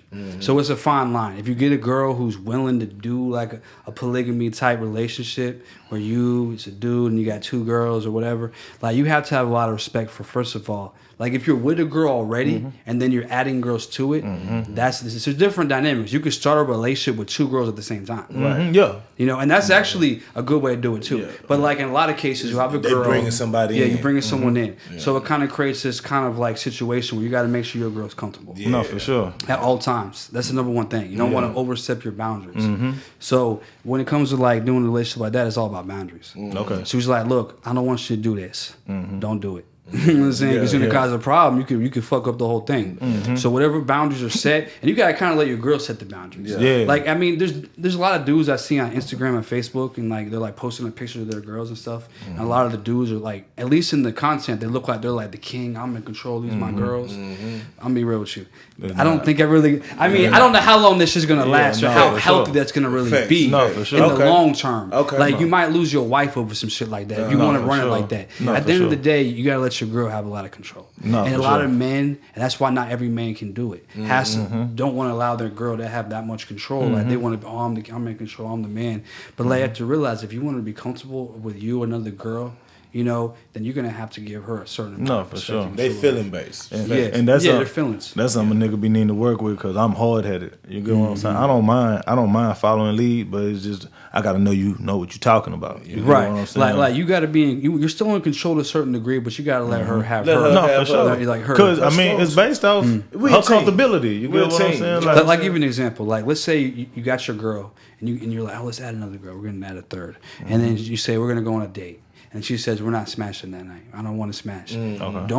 Don't try to push it and make it happen. If she said, like, that's just an example. If she said, we're not smashing that night. Go with the playbook. Yeah, go with the playbook. Like, just do the play. For sure. Go with the flow. Yeah, go with the flow. Exactly. Go with the flow. If it happens, let it be because they want it to happen. Don't make it because you want it to happen because then that's going to cause a conflict. That is. What would be the shit a man would need in a polygamous relationship, like within, what are the requirements? Because not just any nigga can have multiple motherfuckers. You get what I'm saying? So break that down to the niggas who think they the guys or they really that. You get what I'm gonna be honest with you. It's less about what you have and more about what she has. Okay. You know, so it's like you gotta have some game. You know what I'm saying? You gotta be able to. I mean, first of all, you gotta be able to fuck 2 bitches and please 2 bitches. Yeah. Number one, if you can't do that, then don't even. You gotta be in shape. You gotta be in shape. You a minute man, bro. Hey. If you a minute man, then you need to just see your way out of this shit. Because it ain't gonna happen, dog. You're gonna be embarrassed as fuck. Can you do it broke?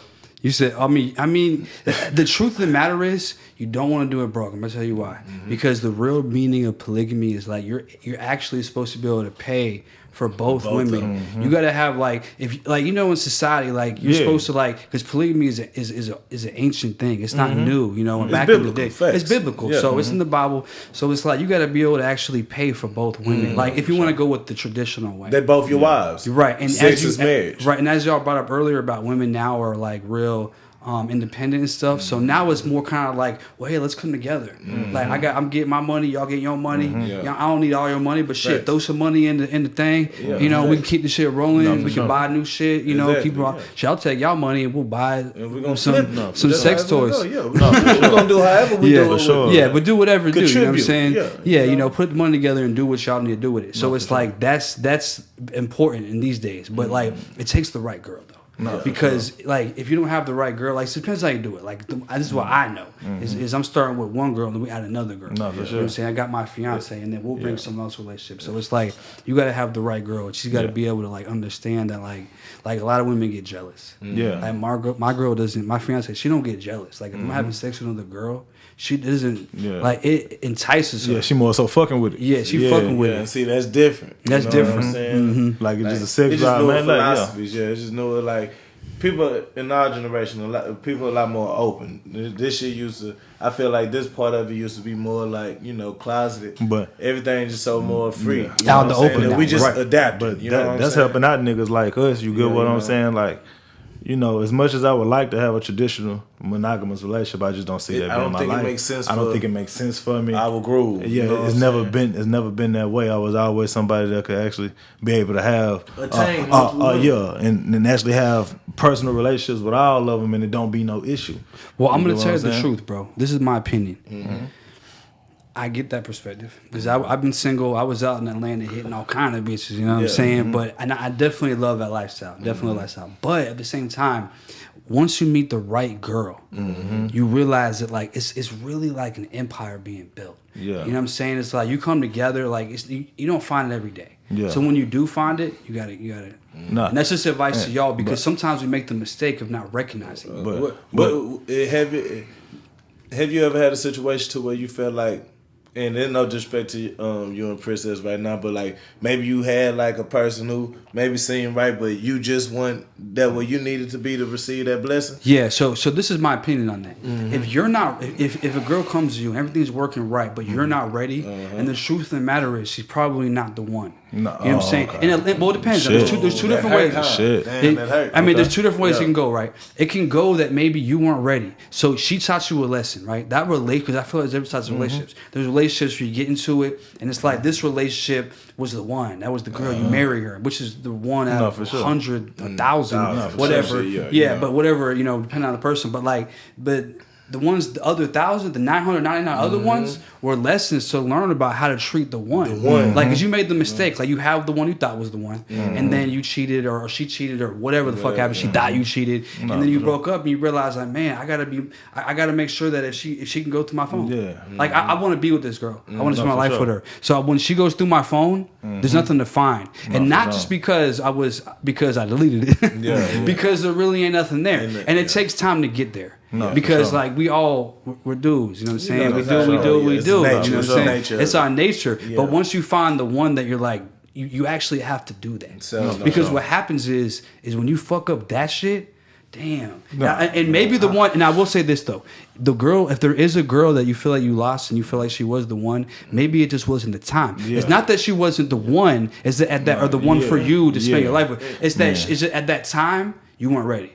So if you would have kept doing what you were doing, she would have never talked to you again. So maybe you got cut off and you're like, all right, I still have a chance. Let me get my shit right. Let me be in the mental state where I literally, like with Leia, you know what I'm saying? Like when I got with her, like we had a crazy shit. Like me and Leia were caught in bed by my girl. You know what I'm saying? Like literally we were in bed in the morning and my girl, it was our year anniversary. The girl who caught me, it was our year anniversary. You're a bad man. Yeah, it was some crazy shit. Damn. Wow. Wow. And I'll tell you this, like the girl, like me and Leia didn't even do anything. It was a video shoot. She was in the video and she fell asleep in my bed. And we were in the studio doing all kind of shit. So it was like, I just went to bed. Like I didn't even try to smash, you know what I mean? And then my girl showed up in the morning. Didn't know she was showing up. She showed up. So like that just fucked up the relationship. You know what I'm saying? But the point is like I met Leia. It was some random shit. I wasn't looking for a relationship. We ended up meeting. She like crazy shit happened. Obviously that was a crazy day. I didn't think I'd ever talk to Leia again after that. No, for sure. You know what I'm saying? And then we ended up boom. Now we're here right now. You know. So this don't help your case with the girl. So everything it looked like happened didn't happen, but eventually happened. Yeah, exactly. Basically, but it's like I end up meeting like I feel like people meet not just relationships. People meet for a reason. Yeah, for sure. And it's a time, right? And I was at the time when I met Leia, I was ready to be like, okay, I want to be with a girl and stay with her. And you know, I had never been in too many long relationships. It was kind of like going back and forth, doing what I do. So when you meet the girl, you just gotta, you know, it's hard to see it. But when you do, it's just you have to treat it right. You know what I mean? And I feel like it's hard, but you just have to remember that all them other times you had, them shits were to teach you how to. You gotta embrace it. You gotta embrace it. And that's hard to do. Yeah. And then go ahead. I just try my best to be honest, bro. You get what I'm saying? Like I know sometimes I'm not the most fit person to be into a relationship. But I'll be frank about that. But the same time, that still don't mean that like I'm not a passionate or loving person. You get what I'm saying? So that's the misconception of a player. Like we don't, like you don't have a conscience about it. You know what I'm saying? You got I got a heart, nigga. You get what I'm saying? This is just the game that worked for me right now. You know what I'm saying? Like, I'm gonna keep it a bean. I love everybody who gave me some pussy. Everybody, I love them to death. I remember it was times when it wasn't like this. Right. You get what I'm saying? So if I was able to like expose myself to you and shit like that, bro, it's something there. You get what I'm saying? Like, it's something there. I ain't just giving the shit up. You get what I'm saying? I'm gonna make sure we have our proper conversations. I catch your vibe, I see your aura, and we rock out. You get what I'm saying? Most people feel like when a nigga living this lifestyle, that it's just a nigga trying to wreck everything. That's not how that is. You get what I'm saying? Like building like real life, like, you know, like relationships with these people that last. You know what I'm saying? You're just not putting a title on anything because, I mean, you doing what you're doing. We going with the flow. Right. You know, exactly.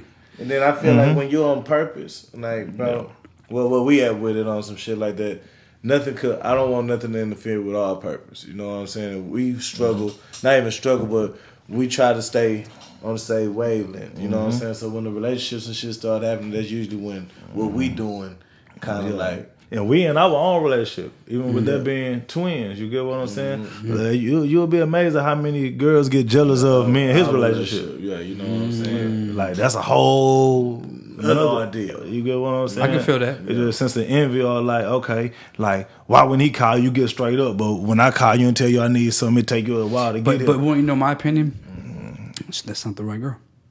The right girl will understand, and she'll come. It's just that when she comes, you just got to be ready. Yeah. Because I don't want to misconstrue what I said. Like, sometimes when you meet the right girl, you aren't ready. Because when I met Leia, I wasn't ready. I was out wilding out. I was a rapper in Atlanta. I mean, there was a lot of girls' numbers on my phone. I was wilding out still. I'm not saying I was cheating on her, but there was definitely chicks coming through. Shit that was still from before. No, for sure. Shit that I got caught up in. You know, I gotta break it off. It's just not. It's on the way out, but I'm clearing it out for you. But shit, you know, right? But you caught me in the middle of it. You know what I'm saying? Right. So like, I went through some shit with that. You gotta face those. Yeah, you gotta face those. And not only that, it was just me as a person. Like, I allowed Leia to actually make me a better person. Okay. You know, like, part of what makes me who I am now, I got to give some credit to her. That's hard. Like, she taught me a lot about how to act, how I should, you know, things I should be doing in business. I've always been business, but I'm more like dope game business. I'm more I understand my business from a dope game, but she got me to get an LLC. Be like, all right, well, I see that you know what you're talking about, but is that what's the longevity behind that? We got to get some legit shit going. I feel like as a man, a woman should be motivation. Like, what is the purpose? Why we get fly? You know what I'm saying? Why do we want to attain all these things? You know what I'm saying? Like, at the end of the day, we got to act like it's because of us. But naturally, like, why you wanted to play a sport? Why you wanted to be good? This for the bitch, man. For the ladies, man. I'm trying to be where the women at. I want to be accepted by them. I want them to feel like I'm the cool guy, the good guy, and everything of that nature. You know what I'm saying? Right, at the end of the day. Embrace. I always embrace that part, but at the same time, no, like, shit. Don't validate them too much to put them on the pedestal to make her feel like she could look down on you. You know what I'm saying? And that's happening a lot today too. You know what I'm saying? Because it's different, bro. You know what I'm saying? I feel like because me and Leia have been together like 6 years. I feel like now it's harder. Like, the way the music is, and like the way the world is now, it's hard to date now and meet somebody. Or even, let alone be married. No. You know what I'm saying, bro? Too. Like, I'm scared, bro. Like, I'm scared because I don't know at this point. You know what I'm saying? And I got some, you know, I done had strong connections and all that type of shit, but I don't. It's tough in this climate, bro. You know what I'm saying? It's just hard to trust something in this climate, bro. I gotta wait till the smoke clear. You get what I'm saying? Yeah, I gotta see how this lasts before I jump in that fire. There's a lot of STDs floating around. There's a lot of just unnatural shit happening. You get what I'm saying? For sure. It's like, man, you don't know what's gonna happen. You don't know how this new world finna be. So before I dive into something too early, that's of the old time. You get what I'm saying? Like traditional love. And that's fucked up to say that traditional love is like old time, but I mean, it is what it is. It is at this point. I gotta go with the flow of the situation. You get what I'm saying? Like, you got to, because it's gonna be a constant head bump. You know I'm gonna tell you what I think. I think that when you pursue your future, you pursue to be the best person. Because what happens is when you're just doing whatever you're doing, you're just living life. You're not trying to be the best version of yourself. You're just getting it by. Which a lot of us find ourselves in that situation. Complacency. And when you get in that situation, you're gonna meet other people in complacency. That's in the red race. You feel what I'm saying? You're gonna meet people. Trauma bond it just shit happens. Like that. It's not just girls though. Dude, like it's unhealthy. Friends as well. Yeah. You get to doing all types of shit that you know you ain't supposed to be doing. Now once you get into the vibe where you're really grinding, it's just crazy how it really works. It's like natural filter. It's like you start really grinding, you go out there and get it, and the girls who are complacent, they come around, you're like, man, hell no, I ain't like we could smash maybe, but after that, trying to kick it. Yeah, we ain't kicking it tomorrow. Like tomorrow, you like trying to figure out where you're gonna go and all that shit. You got a bag with you with your clothes. It's like hell nah, you know what I mean? Like unless you paying me for the time, right? And there was a time where you were like, hell yeah, shit, this bitch down. I can smash her for a month and she can go take that bag somewhere else. You know, so we used to think like that, but now you're thinking like, man, I ain't gonna lie, I don't even really want your energy in my presence. I'd rather, I mean, for one night, cool. But after that, you gone. So once you really start grinding, you attract the ones that are on your same mind state naturally. What you say to the young dude that's in a relationship and he's battling temptations? What do you say to him? Do you tell him get it off? Okay. Or do you tell him, you know? So this is what I tell him. I tell him that if you feel like you really want to smash other girls, like you're with this girl, you really feel like you need to smash other women, you should. Break up and do it. Because what's wrong with being single? Let her do what she wants to do. And there's nothing wrong. Everybody does what they do. I've cheated before. Nobody's perfect. Sure. But I'm just saying, me looking back at that shit, I could have just enjoyed my life more. How fun is it to be smashing these bitches and they have to like delete the text and make sure there's no conscience on it. You gotta delete the comments and it's like, is that really fun? Or is it fun to just be like, man, I got her on Monday and Tuesday she came through. Oh, that shit was crazy. Wednesday, you know, she was. You know, it's like, which life is better? No, for sure. You know what I'm saying? So you gotta like just listen. We gotta live to be happy, bro. It's not happy to do that. And that's why I'm able to talk about this shit openly now, because I feel like I got a cooler situation. I got cool situations. You get what I'm saying? So it's like on shit like, you know, I feel like honesty is just the best policy. Like, of course you still gotta butter the shit up, but don't lie. You get what I'm saying? Like, you know, I get asked questions all the time. It probably take me a minute to tell it because I'm trying to figure out how I want to deliver it. But for the most part, you finna know that I'm seeing other people. You get what I'm saying? Why we wired like that? But why we wired to like when we like somebody, like you tell the chick that you don't really give a fuck about all you your tell business, her all the truth and everything like that. But the one you love, you kind of want to like keep. The reason why is because you care about the way she feels. Like, listen up, ladies. Yeah, you care about the way she feels, and when you tell her the truth, it hurts her. Yeah. So you lie. Isn't that crazy how you lie to the ones you care about because you don't want to hurt them? It's like you do it knowing that she find out you'll hurt her. I'm still gonna do what I do on some shit like that. But if she find out, it'll hurt. But you know the crazy thing is they do find out, and you know why it don't hurt? Because they still believe you. They want to believe you. They're like, I want to believe what he said. So sometimes that lie, that's how much they love you. They love you so much. Sometimes that lie actually protected their heart because their heart could be broken. So baby, I don't be lying. I be protecting. You know, protecting you. You know what I'm saying? So I think that's different than a lie. You know what I'm saying? It's a white lie. It's a white lie. They call it white and then lie. I ain't gonna lie, I was always talking. I shout out Nene Houston, that's my mama. She always taught me B through Z should always know about A, but A shouldn't have to know about B through Z. That's from a woman perspective. In my situation, I'm just a free agent right now. I don't have a main. My bad. Say that one more time. Look, my mama taught me alphabets. So how you know? Right? B through Z should always know about A. A should never find out about B through Z. You know what I'm saying? Wow, but, you know, I like that. And from my daddy, I learned give her the satisfaction of thinking that you have other women, because it keep her in line. And she's right, and she's right. That shit crazy, ain't it? It is. In my situation, it's hard to understand as a man. Yeah, you know what I'm saying? I'm a Rolling Stone with the shit. You get what I'm saying? But it'd be like shit. When I be honest to the people, it's like. When I be honest to the females, it's like, shit, they got more respect for a nigga. You get what I'm saying? Like, for sure. You would think that, like, you know, like anything, I ain't finna just get that wide into it, but you would think that she finna react like this. Yeah. But she just want to know what she on. You get what I'm saying? What like, to be on. Going back to like what women are missing. Usually guidance. They just want a navigation. Like what we on. And then 9 times out of 10, like I got a type of way I take my time with my women. So when we have sex and when we do those certain things, it's like that's a bond, bro. You get what I'm saying? This ain't nothing we playing with. You get what I'm saying? So I be on some shit like, you know, we keeping our spirits and shit aligned. You get what I'm saying? But I'm being honest with you, and it's the fact that okay, you know what you want. So that mean, yeah, though you probably upset with the news, you respect me a lot more. But that mean, like, you know, she trusts me. You get what I'm saying? It seems like the sex and everything is better once you then got that shit off your chest, and she still embrace you. You get what I'm saying? I'm gonna be honest with you. Yeah, anyway.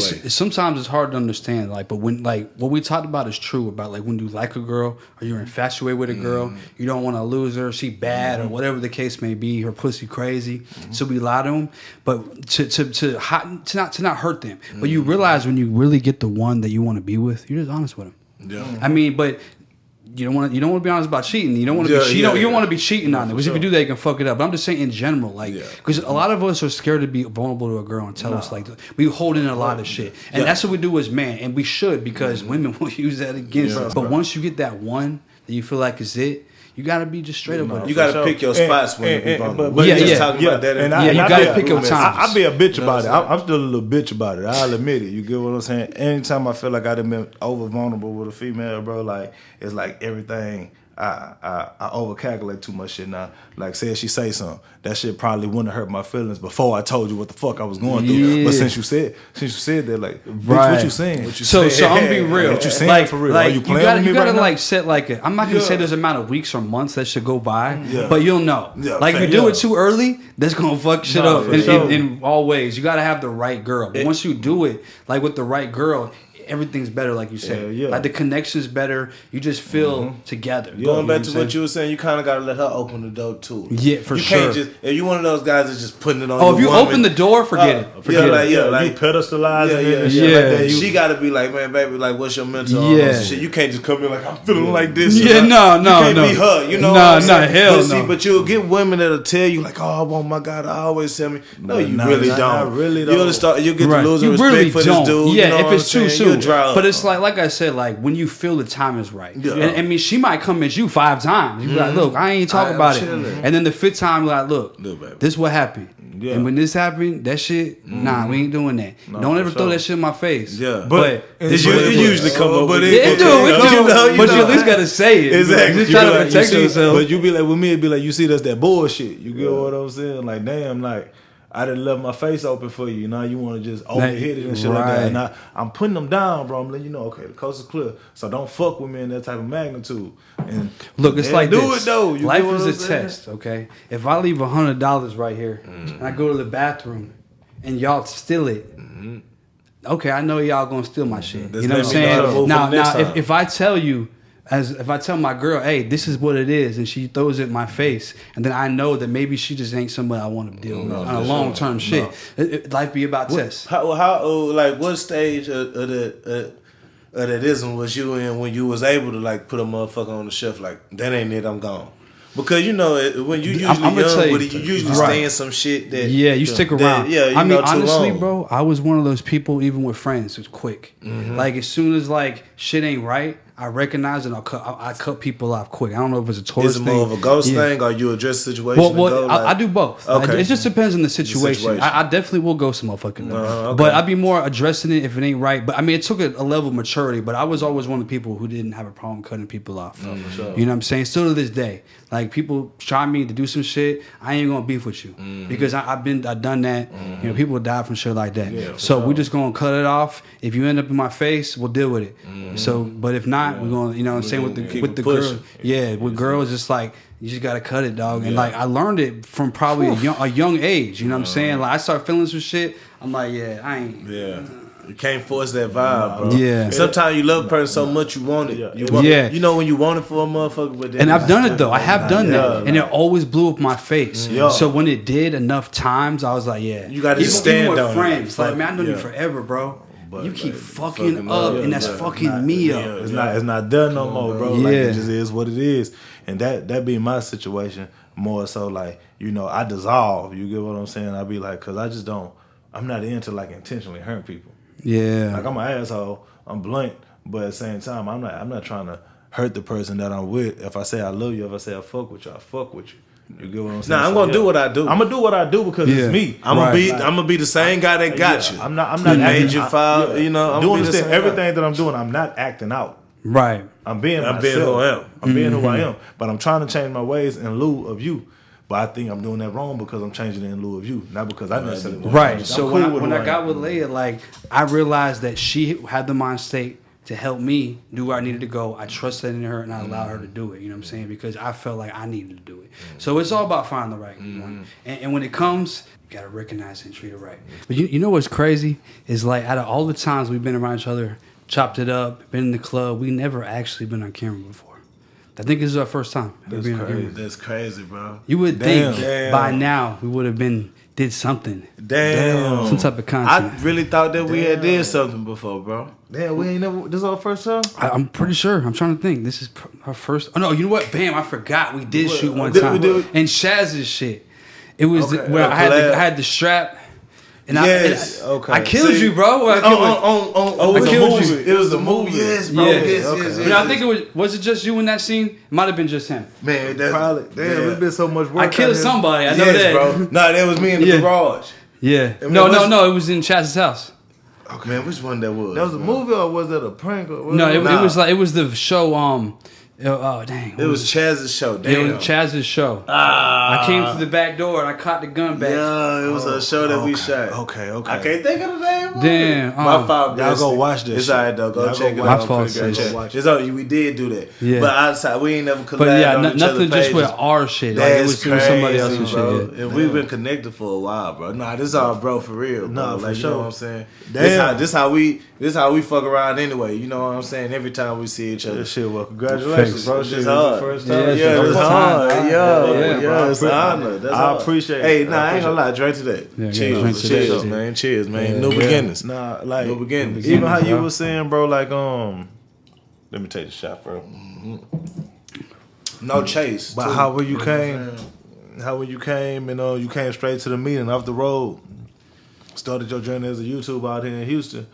I was like, shit, nigga. I saw, damn, this boy is a white boy, but he got a black female though. You get what I'm saying? Like, I got a profound respect for a white boy with a black female, cause nigga, you choosing to be on this side, like these motherfuckers crazy, bro. You get what I'm saying? Like, I feel like us as black men, we indebted to like the black woman because we dealing with each other anyway. We coming from the same type of shit.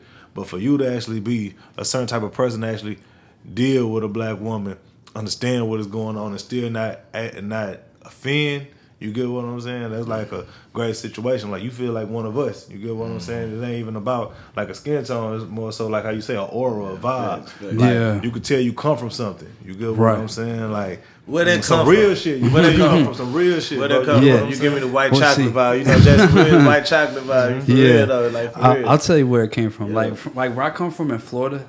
Like, I'm coming from Tampa. I actually come from a city called Clearwater, so it's right outside of Tampa. It's like in Tampa Bay area. Take us there. Where we at with it? What it look like? Like, so you got Tampa right here, and right across the bridge in this little like peninsula, you got Pinellas County. Okay. And like over here, it's such a place where there's so many multicultural. Like, there's so many different types of people there. Mm-hmm. You know, it's like growing up, I was always around so many different races, so many different types of people that I never really looked at people like a race. Okay. You see what I'm saying? For me personally, like I just see people as people. Okay. You know, either you're good or you're bad. Right, and like how we talked about auras earlier, maybe that's part of how, because when I get around people, I can feel the vibe.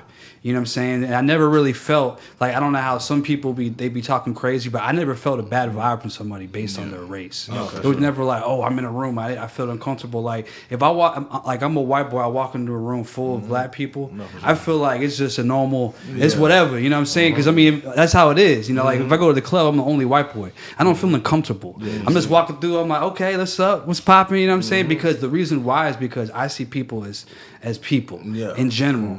So when it comes to women, it's like I see it the same way. No, you know, I've pretty much been with every race. Like any race you could think of, I've pretty much either been in a relationship or smashed. You know what I'm saying? So it's like for me, what's the difference really? They all get freaky. You know what I'm saying? They all be getting down. No, but I ain't gonna lie, from your drip, from your Judy and everything like that, bro. It look like shit. You resonate more so with us. Yeah. Like what the black folks? No, for sure. Am I correct in saying? No, that? For sure. A flavor kind Yeah, what it is like, you know, I spend a lot of time like chilling around the black community. You know what I'm saying? Like, I don't know what it is about me, but like chilling with like white people all the time, like I don't know, I just feel uncomfortable. Like I just said earlier, when I walk in a room full of white people, I be sitting there like, you know, I don't really know what to talk about. Like, I'm just chilling, looking at me like, why do you got braids? You know what I mean? Like it's just weird. Like look at me like, who is this dude? Who think he is? You know what I'm saying?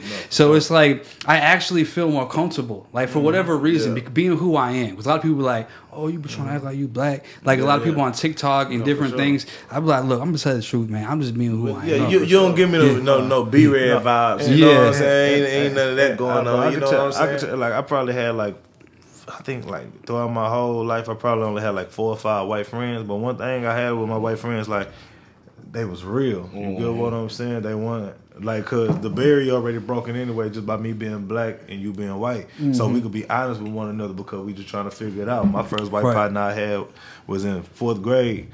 His name was Timothy. I don't know what year, bro. Love to you though, like for sure. Timothy. He went to an all black school, but he had diabetes, right? My mama is a diabetic, so that's what me and him resonated at. But my teacher put us together. She was like, yeah, Mr. Houston, you be the one to show him around and stuff like that. So she pretty much assigned the white boy to me. You get what I'm saying? But with that, like I said, he got diabetes, so sometimes his sugar was low and shit like that. So he get to have snacks in the middle of class.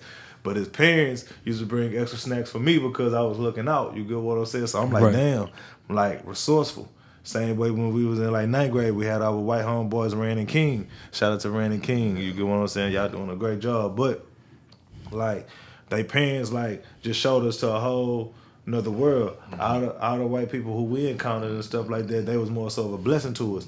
Which with our upbringing, that's not what we was taught or anything like that. You get what I'm saying? But it just always felt like the ones we did connect with. The ones we did connect with, it was like a real life brotherhood, and it still is to this day. You get what I'm saying? And most of them usually rock with black people. With the they say like what you saying. Yeah, that's them. That's just always It's always been them. They never really saw color in it. They said that like once you go black, you never go back. No, for sure. And I gotta introduce you to my boy Hunter, bro. Hunter, if you watching, he original Swave, but not baby Swave, baby. He original Swave member. You get what I'm saying? When we started in Oklahoma. And he got a crazy story too, bro. Hopefully I can have him on here one day. Y'all gotta meet. Hunter, if you watching, bro, y'all gotta meet, bro. I'm gonna connect you with Phlo.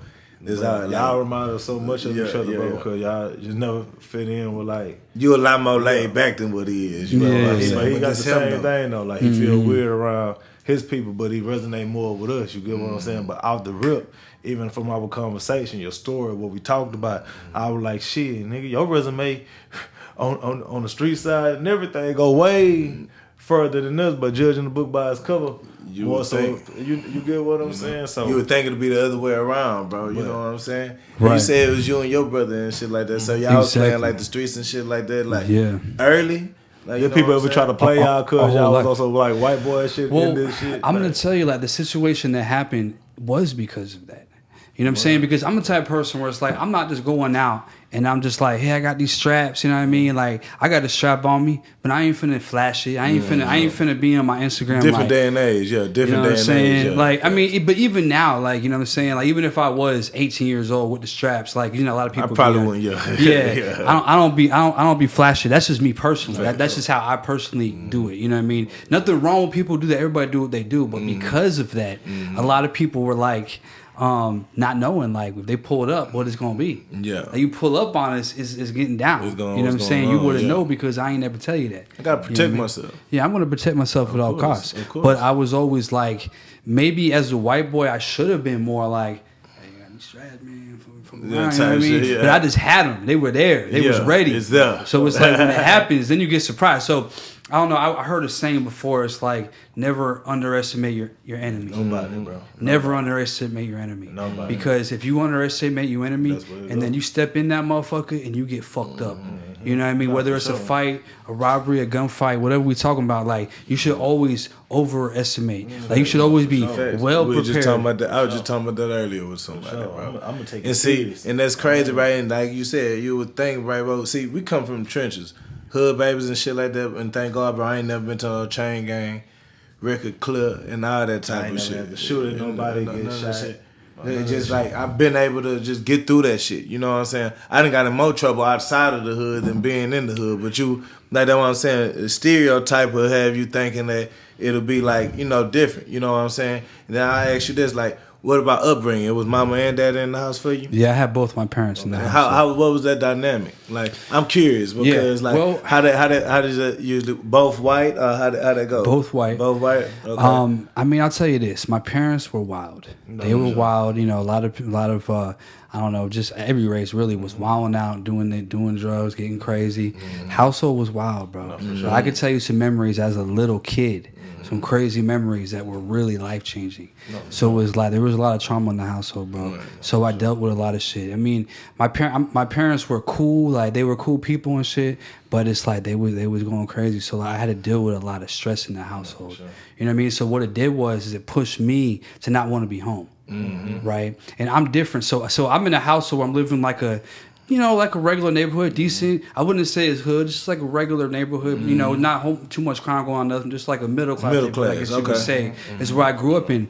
But the hood was across the street. You know what I'm saying? And it's like I'm chilling here, and I'm dealing with like my parents are on drugs, going crazy, fucking hurting each other, and treating me like shit. So I'm like, look, man, I don't really want to be here. You know what I mean? So I'll go outside, and the kids around the neighborhood, they don't understand what I'm talking about. Like, I'm going through this shit. They're over there like, evering's good. Their parents, their parents baking cakes and shit. They're like, you don't connect. Yeah, I don't connect, right? Yeah. I'm like, all right, y'all just, we ain't on the same shit. So I would go across the street and then be in the hood, get some weed, smoke, and it would be like, I would just feel like y'all is dealing with the type of lifestyle that I'm dealing with. Sure. You know what I'm saying? Just naturally. Like, it's just what it was. Like the people I was meeting over there. And I was like, look, and I just ended up spending a lot of time there. You know what I mean? It was right there. It was like, sometimes it'd be like the hood, it'd be middle class neighborhoods right beside each other. You know what I mean? Sure. And to me, it's like whatever. Like I said earlier, I don't judge people by race. But naturally, when I went over there, I was like, look, I just feel like this is normal. It's home to me. No, for sure. Exactly, and that's what happened. And that was as a teenager in high school. You know what I'm saying? Sure. And then, like I said, my school is very multicultural, so I was around a lot of people. But that was who related to me, and that carried on. You know what I'm saying? I ended up getting, doing the music, getting the music industry. Me and my brother, so we're the only white dudes around a lot of situations. And I never really had a whole lot. Like, I was in Atlanta. And I was the only white boy who lived off Candler Road. It's Atlanta. If you know Candler Road, it's the hood. I'm the only white boy ever. I never even seen another white boy in this hood that I lived in. I lived there for like 4 or 5, for like the whole time, like 5-6 years. I lived in the hood, and never once did someone come to me like, "Oh, what you doing up here, white boy?" None of that shit, because everything was always cool. No one ever like tried me. So I was like, look, you know what I'm saying? I feel like this is like if I was in the white neighborhood. Like, I feel like I would be getting trouble because I've been there in the white neighborhoods. You know what I'm saying? Like, this neighborhood actually right here is a multicultural. We got Africans, of course. Asians next door, Africans next door. That's the vibe out here. Yeah, this isn't like a, I guess, white. I don't know if that's the right term, but this is a multicultural neighborhood. If I was in it's a variety suburb. Exactly. But if I was in a neighborhood where it was all like HOA, all that, they probably wouldn't. They'd probably be trying to, you know what I'm saying? Because your aesthetic. Exactly. I wouldn't even. That's why I don't want to live nowhere like that. I feel that. Sure. Hey, man, my brother. My brother. Yeah, that's real. Even in our situation, like we had a 2-parent household, but shit, that shit was wild. You get what I'm saying? But I shout out to my mama because she never blinded us from anything. You get what I'm saying? And our pops always was able to tell us what we ranked amongst it. So my mama pushed education, right? But she gonna show you the hustling side and the street oriented side. You get what I'm saying?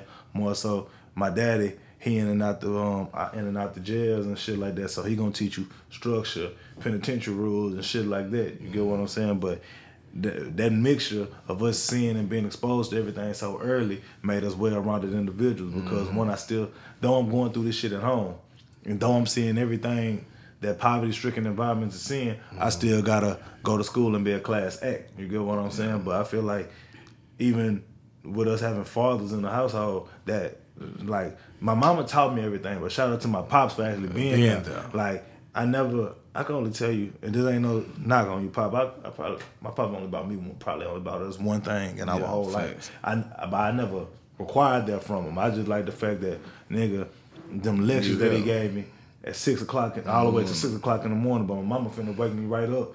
I gotta go to school. You get what I'm saying? But the game and shit that I had then imputed from having my nigga off in this house. You get what I'm saying? My pops gaming us up, letting us know how to deal with people, how to look at it from a different perspective.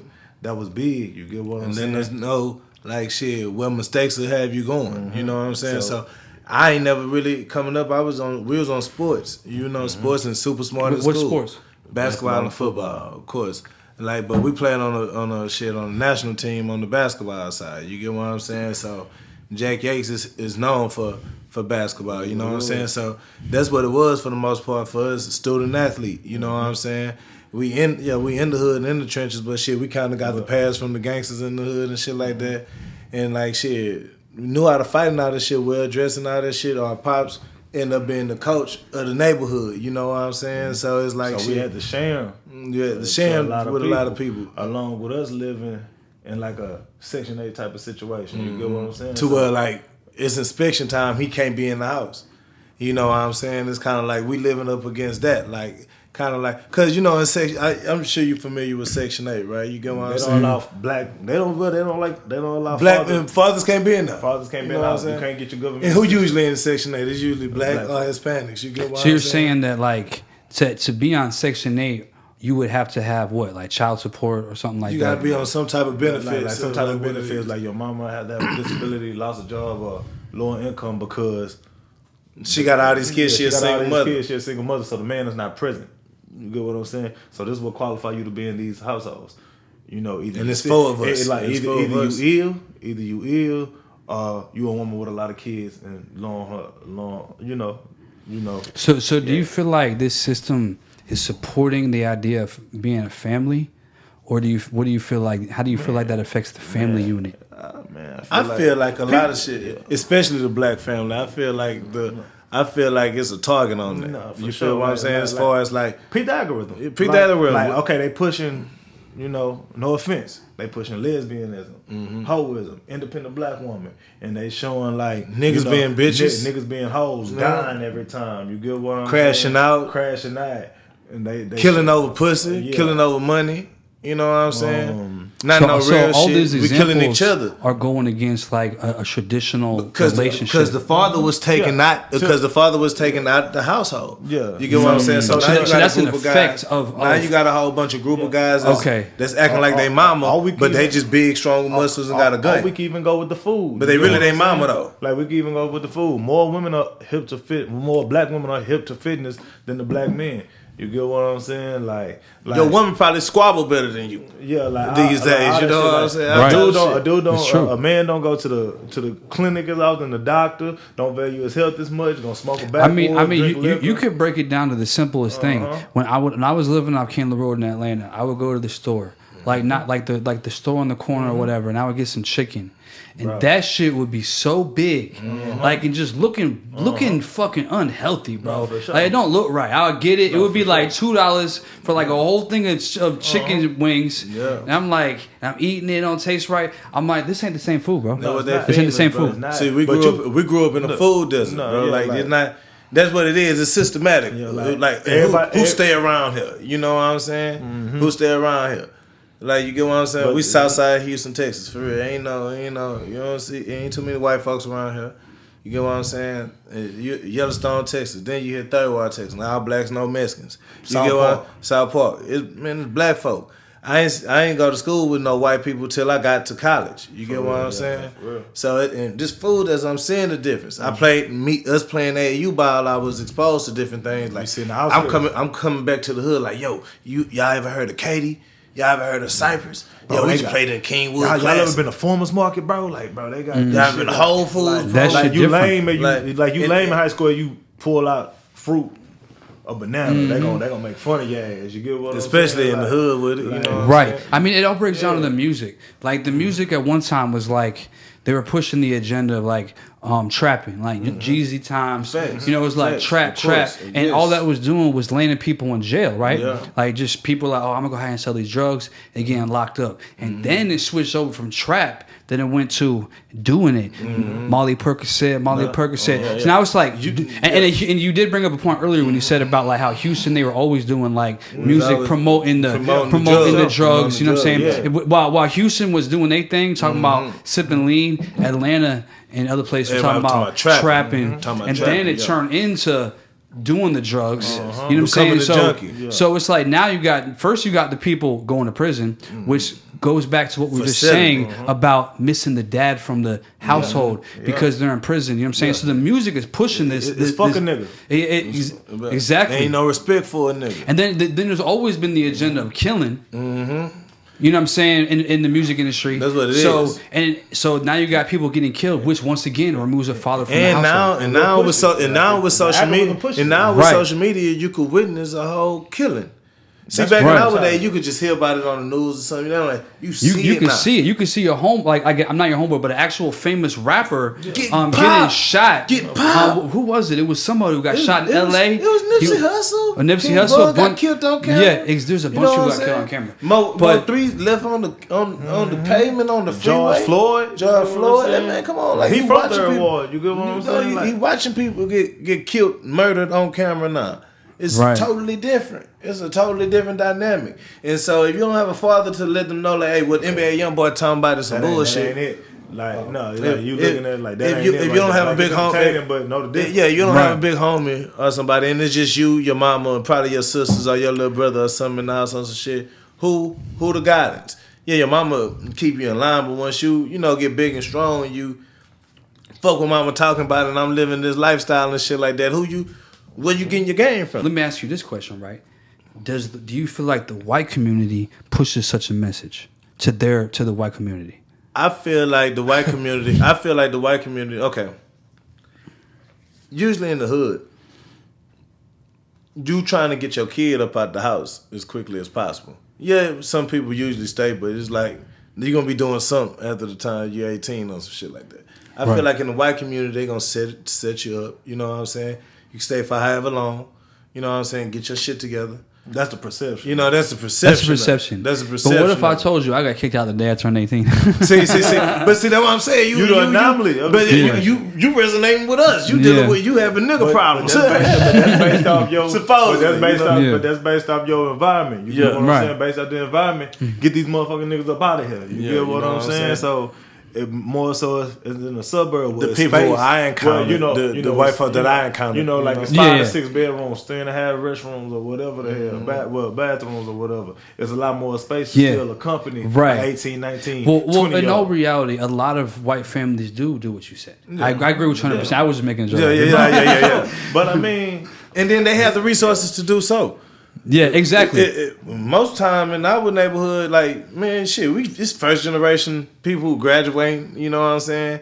Like, the person with the money in your family probably the dope boy, you know what I'm saying? It's not like, got nothing that you could pass on. Like, if this is you know what I'm saying? Like, you know, because that's dope. And there ain't no offense. It just is what it is. Get how you live. You know, like they made their way of living a past life like what they not proud of. Now you got your now they kids is a polar opposite of where they try to raise their kid to be a polar opposite of them. You get what I'm saying? Like, I had to do this, you didn't. You get what I'm saying? So it's more so in that type of situation. I feel like it's more so about the environment, more so than the skin tone or anything. Of that it definitely is, and I will say that like they gave every people the vaccine. Did you go out take the vaccine? Yeah. Okay. Yeah. So, but there's nothing wrong with that. I'm just saying, like, if there is something wrong with the vaccine, they gave it to everybody. They put the shit in even though I do agree that sometimes I go to the markets in the hood and I'd be like, what the hell is this? Yeah, but I still feel like no matter what, there's something fucked up with the food. Say, bro, they experiment, especially the area that I'm from. Yellowstone, Texas, 3rd Ward, 77021, then 047. Bro. They experiment with our people, right? But I feel like it's all communities though. But not just the greater people. I feel like this is reality. This is my opinion, and it gets deep. Like you could really get way deeper in this. But I feel like a lot of like the people are the ones who think about race. Like I'm talking about the average people who walk around. Yeah. Like it's something that's on their mind. It's based on like past, all kind of shit. Yeah. Like we weren't born like that, but like environment, way we grew up. But the rich, like the elites and shit, they just don't hate everybody. Yeah. They be like fuck everybody type shit. Sure. They might be like fuck some people more, and that's the problem I have. And it's like at the end of the day, I feel like they hate everybody. But it's a control thing. If they pin like black people against white people against Spanish people, there's always like something in between, a boundary to get through. It keeps us all separate. And what happens is that we can't, if there's ever like a world event, we wouldn't, it would be a problem like for us all to stand together. You know what I'm saying? Or even if we all made a decision like, hey man, I'm sick of eating this food, let's rise up. There would still be a division between white and black communities. Like I would be, you know, a type of person I am where I would be standing up. There's a lot of people who wouldn't be able to do what I do. People wouldn't be accepted, and vice versa on all sides. No, for sure. So by keeping it separate, we're under control. So I feel like that's the real situation about it. But when you break it down, though, bro, like me looking at this shit deeply and really doing research on this, I feel like no matter what nobody say, there is a level of systemic racism in this country, bro. There's no doubt about it, bro. It's clear as could be. Like when people go to get a loan, they've already shown recently that like Bank of America, some other banks, they were accepting more loans based on your race. Come on. Like just period. You know what I'm saying? Opportunities that come.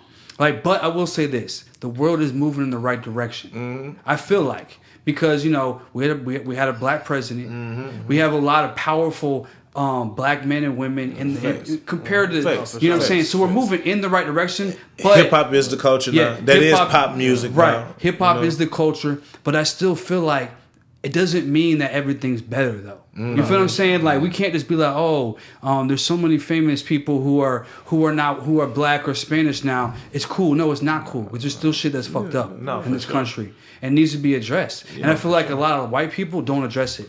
They just like they know it's true. Like if you ask an average white person, hey, would you end systemic racism today? No, they won't give it to you. A lot of people would say a lot like behind closed doors. They wouldn't. They may not say yes. They would end it. But here's what I would tell. But why would they? That's unfair to. Why would I give you my advantage? Like okay, if this is my birthright, you get what I'm saying. My family gave this to me. Whatever. My family could have been a slave owner or whatnot, but they didn't accumulate millions off of this shit. Why would I give this to you? You get what I'm saying? Would black people do it, or anybody? Like if I had some fortune. Like if you flip the tables, would you? Like, would I do? Would I do? Like, but really though, would you? Would you go against your people? Would you give your privilege up? Like you get what I'm saying? So it's not more so of that. It's just like double standards of man. Even would you give up your privileges for your woman to act like you? Of course not. Right. You know what I'm saying? So that's us as a black community, that used to be my struggle coming up. Like shit. If I was them, I won't fuck with it. Yeah, you know why would I? Yeah, boo-hoo, sad story. Like, now, but as us, it's our duty to understand like shit, this not happening and standing on that. You know what I'm saying? Sure. But looking at it, but us being an empath, you know what I'm saying? Like shit, why? Why would they relinquish some of their power to make us even more powerful? So knowing how we feeling too at the same time, you know what I'm saying? So we can wipe them out, right? Like when the creators of America and the system and everything is y'all. You get what I'm saying? We don't even know what this type of power withholds. Like, right. You get what I'm saying? The way how somebody with my moral background come through, I wouldn't want to wipe out a whole section of people doing it this way. I mean, if you look at it like this, it's reality. Like the world was ran by Africa for a long time. Egypt, the Kemet, the Kush. And there's the peanut. They're like there was all these different cultures in Africa. They're the Canaanites that ran the world. I don't know what the hell happened. I don't know how things went from there to here because there's a lot of like different stories and different ways they describe it. But all I know is somehow the tables turned. Well, you took it. Read Deuteronomy 28. Like I put it to you like that. Like, you know, with the Israelites, you know, whatever you may confide in too. You get what I'm saying? It was a covenant that was broken. You get what I'm saying? Between God's people and, you know, it was a covenant that was broken. As it is written. As it is written. So in Deuteronomy, you know, it speaks on how an oppressor will come to us, enslave us, runners and our history be done away with, and take us to a different country with ships. And it says it. Yeah, it says it in there. So even in the history books, when it comes to a black person, what was your first history lesson on black people? What it started off with in the history books when you went to school? When you learned about like Black History Month and everything. They always teach you about the 60s, the 50s, like what recent was going times. on, though? What was going on? What was happening to us? It was a civil rights movement. Okay. We trying to end what? We're trying to end segregation. Segregation and segregation was we ain't trying to end or slavery. Slavery, exactly. Right. So the curriculum in school is like shit. Our history started with slavery. All history started with slavery. You know what I'm saying? Right. You know, so it don't there's tell us a lot of forgotten. It shit. don't tell us that it was black kings. You know what I'm saying? And then it's like on some shit. The like, images don't show us that it was black kings. It's imagery, right? The Jesus on my wall is white. Everything around our time, it was wrestling and shit that was in. So America's Next Top Model and American Idol and shit like that. American everything was white. You get what I'm saying? On a dollar bill, the shit that we cherish because it's the money. It's presidents, none of them black, all white. Right. You get what I'm because the saying? reality is, and this is something I always say, like as far as Christianity goes, Jesus is depicted as a white man. And not only Jesus, look at the Last Supper. It's painted as however many white men sitting at the table eating. Yeah. It's like, come on now. We know that the people of this time weren't white. No, for so sure. it makes me question like everything about everything. Mm-hmm. You know what I'm saying? Because it's like, look, we know the reality. If you break the Bible down, nobody in that shit was white. No, nobody. Sure. Come on, man. Not no Jesus, not no Moses, not no nobody. No, like if you really think logically, we don't really know that for Esau. sure. Esau was. You get what I'm saying? He was white. As it is written. It's Jacob and Esau is a twin story. Okay. It's two different nations. So you get what I'm saying? Esau being the big brother, Jacob being the little brother. They both had it was appointed to do two different things. Esau gave his birthright away to eat. You get what I'm saying? But it's two separate people. So that's the privilege, and it became two nations against each other. You get what I'm saying? They are descendants of Abraham. You get what I'm saying? So you're saying one of them was white?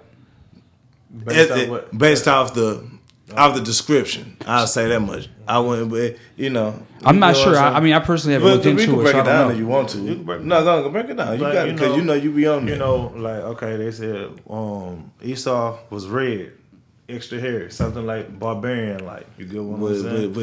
With straight hair. With straight hair. You get what I'm saying? More so as Jacob looked like everybody else. People was more so, astonished with Esau, because where the hell this baby come from? Mm-hmm.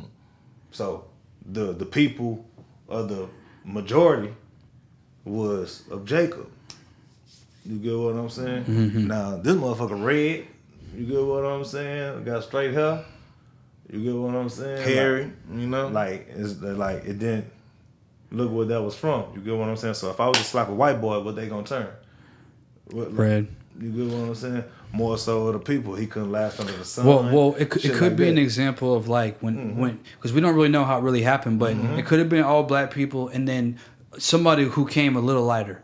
They weren't white, but they were lighter though. Yeah. You see what I'm saying? At the time, and everybody was people. dark. And it's still a people. On some albino type shit. Could be just been albino, or could have just been like, hey, I'm lighter. I'm lighter. I'm a light skin. Yeah, for sure. You know what I'm saying? So you might describe it as red. Yeah. You feel what I'm saying? Exactly. As opposed to what they're used to seeing. But this is where that.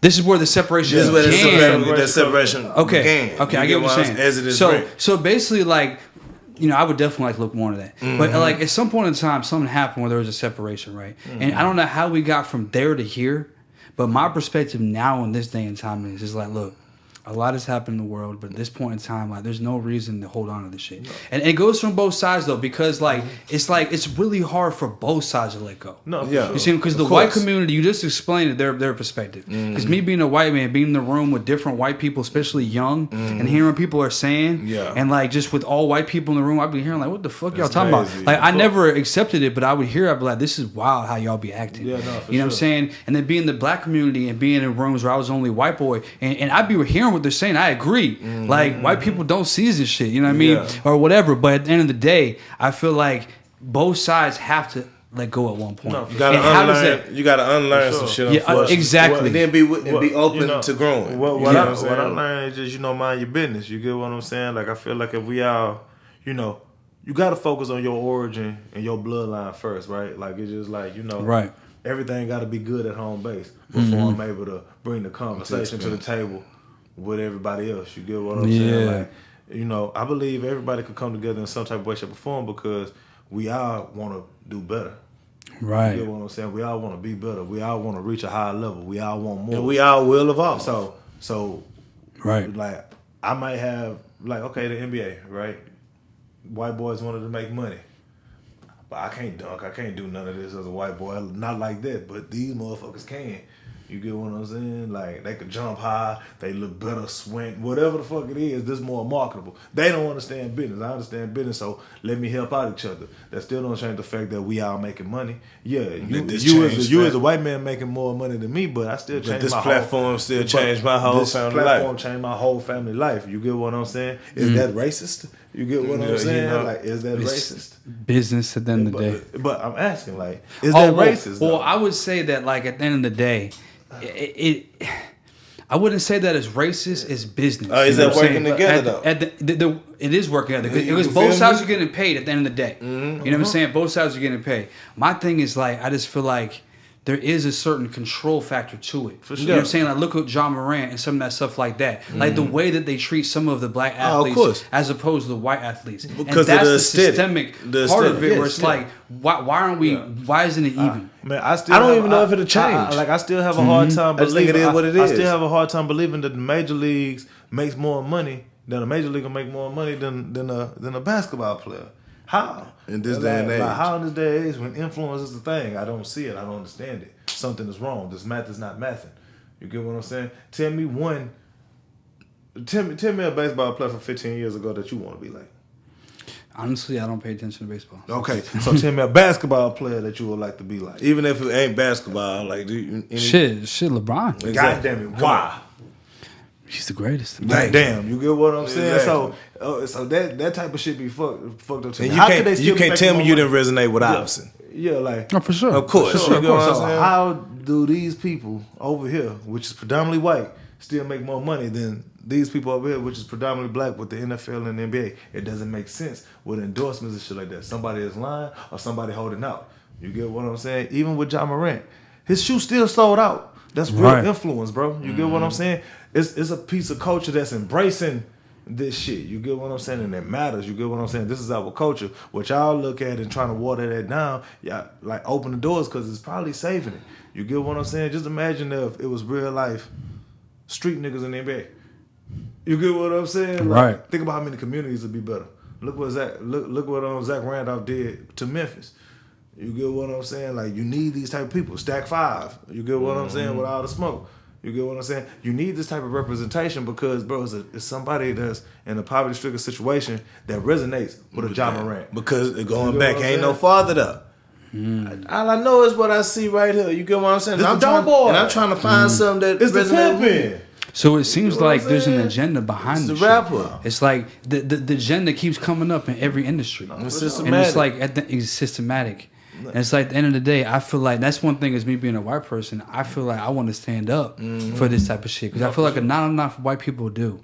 At the end of the day, it's like, look, bro, this shit's over with. That's over with. No, for sure. Like I'm not. My family isn't from here. My mom was literally born in Europe. She's from Europe, and then my dad's parents were from Europe. Wow. So it's like I'm European. You know what I'm saying? I'm not American at the end of the day, barely American. Okay. So it's like I don't resonate with all that shit. Like I don't relate to them. Like they did what they did. But it's like, look, man, now it's time to just say, look, let's move forward, bro. It should be, bro. Because the world is so open now thanks to social media. Yeah. You get what I'm saying? Like I got friends from the Ukraine, everywhere. You get what I'm saying? Based off just the fact of me having a platform. You get what I'm saying? Shout out to Neil. Yeah. But it's like, bro, there's so many different cultures and shit out here that we have access to. Right. Don't be so, turned off by it. You get what I'm saying? Like, let shit in. Educate yourself on it because you just don't know. You and get then, what I'm saying? honestly, like, you don't know. And then I ain't gonna lie, you wanna know what's gonna help that out? The younger generation gonna help that out because like they don't know nothing about all that. They know this world they're so far removed from it. You know what I'm saying? It's more time passes. It's gonna stop being like a racism thing. Of course, it'll still be underlining, but it's gonna be more so of a classism thing. So we could, as long as we middle class together, we popping. The rich, you know what I'm saying? They into what they into. This class is what they into. You know, I think it's more so gonna go into classism type situation. Of a classism. You know, it classism is, type for sure. situation. It's gonna transition from like classes from where we're at right now to like classism, like money and shit like that. It's already happened. We just don't really realize social media done made the world so small. Yeah. And our kids gonna grow up into the younger generation gonna grow up into a situation to where like it's so much information to where like shit, you know, racism and shit, all that type of shit ain't gonna matter. It's gonna be like what you know, who you know, and like shit, where you at, you know what I'm saying? Basically down to like shit, like man, what's the resources on, as opposed to like that's not what they own no more. That's just not what it is. You know what I'm saying? Like shit. Exactly. That's not what it is. That's not that. I don't think that's where the world is going. And those forces, maybe they still here, but I feel like they kind of like on the way out. Over time. Yeah, they on the way out. Man. So hopefully this interview and other interviews will help get in the way of this shit, bro, and help get in the middle and show the world like, look, man, this shit's over with, dog. It's time for like any white person who feels like, oh, we should keep that shit going. You need to question yourself right now. That's over with. I appreciate y'all coming. You know what I'm saying? Like, hopefully, you know, like I said, no, for sure. It's locked in. Yeah, locked in. Yeah, we back with it, bro. No, for sure, bro. I appreciate you for having us, bro. And even with this shit, bro, like I'm gonna say this one last thing, bro. You're a young nigga out here, young period. You get what I'm saying, bro? Content is the new commerce, bro. If it's not on camera, it's not happening. You get what I'm saying? You have the ability to tell your story. You have the ability to accumulate friends worldwide. You get what I'm saying? Be courageous in what you're doing, bro. You get what I'm saying? If it's not on camera, it's not happening. This is like the new crack in the 80s. Figure this shit out. You get what I'm saying? Learn this shit. Learn how to make beats. Learn how to edit. Learn how to document your whole lifestyle, bro. This is your life. You get what I'm saying? Control that. Your kids will be able to watch this. You get what I'm saying? So document your shit. You have the power. And this the first time in the world where when you've been able to accumulate money off your own likeness and resources and shit like that. You get what I'm saying? Facts. Take advantage of it while you can, bro. Because it ain't gonna be here. It ain't gonna be here that long. Run up your bag while you can. I'm telling you, learn this shit. This is a trade. If you 11, 12 years old right now, if you have access to that phone, learn it. Look at the maps. Instead of turning social media into like somewhere where you just talk to friends, bro, turn it into a business. Work it. That's all I got to say. So that's big facts. That's big facts. Make sure y'all do that shit for real. I feel the same way. You don't know how much money you can make on social media right now. So much. Not just about content creation, just creating businesses, having a product, having a service. But look, I appreciate y'all coming on. This was an amazing podcast. We're definitely gonna do another one. Got to, sure. bro. That's part one, y'all. Got to. But where can they follow you at, bro? Man, follow me at TreSoSwave on Instagram. That's really what I'm going through right now, bro. TreSoSwave on Instagram. Houston Twinz on YouTube. TreSoSwave. And then I'm Swave Wait Day 11. That's what SWAVE WAYDA number 11. You get what I'm saying? We're Houston Twinz on TikTok, you know. And I'm Doobie-Doo21 on Twitter for the ones who want to see how I'm feeling. You know what I'm saying? No, y'all be on the lookout, bro. It's still a lot of energetic shit. Y'all got to see a whole nother vibe of us today. Houston Twinz on YouTube right now with a Z, man. You fucking with the best. You can see a lot more content for them. But all right, y'all. For sure. Let it flow. Comment, subscribe, keep the motherfucking money alive. Gang, let it flow. That's real. Let it flow. Take me a piece. That's it, man. That's hard. It's time to let it flow. It's time to let it flow. Yeah, it's time to let it flow.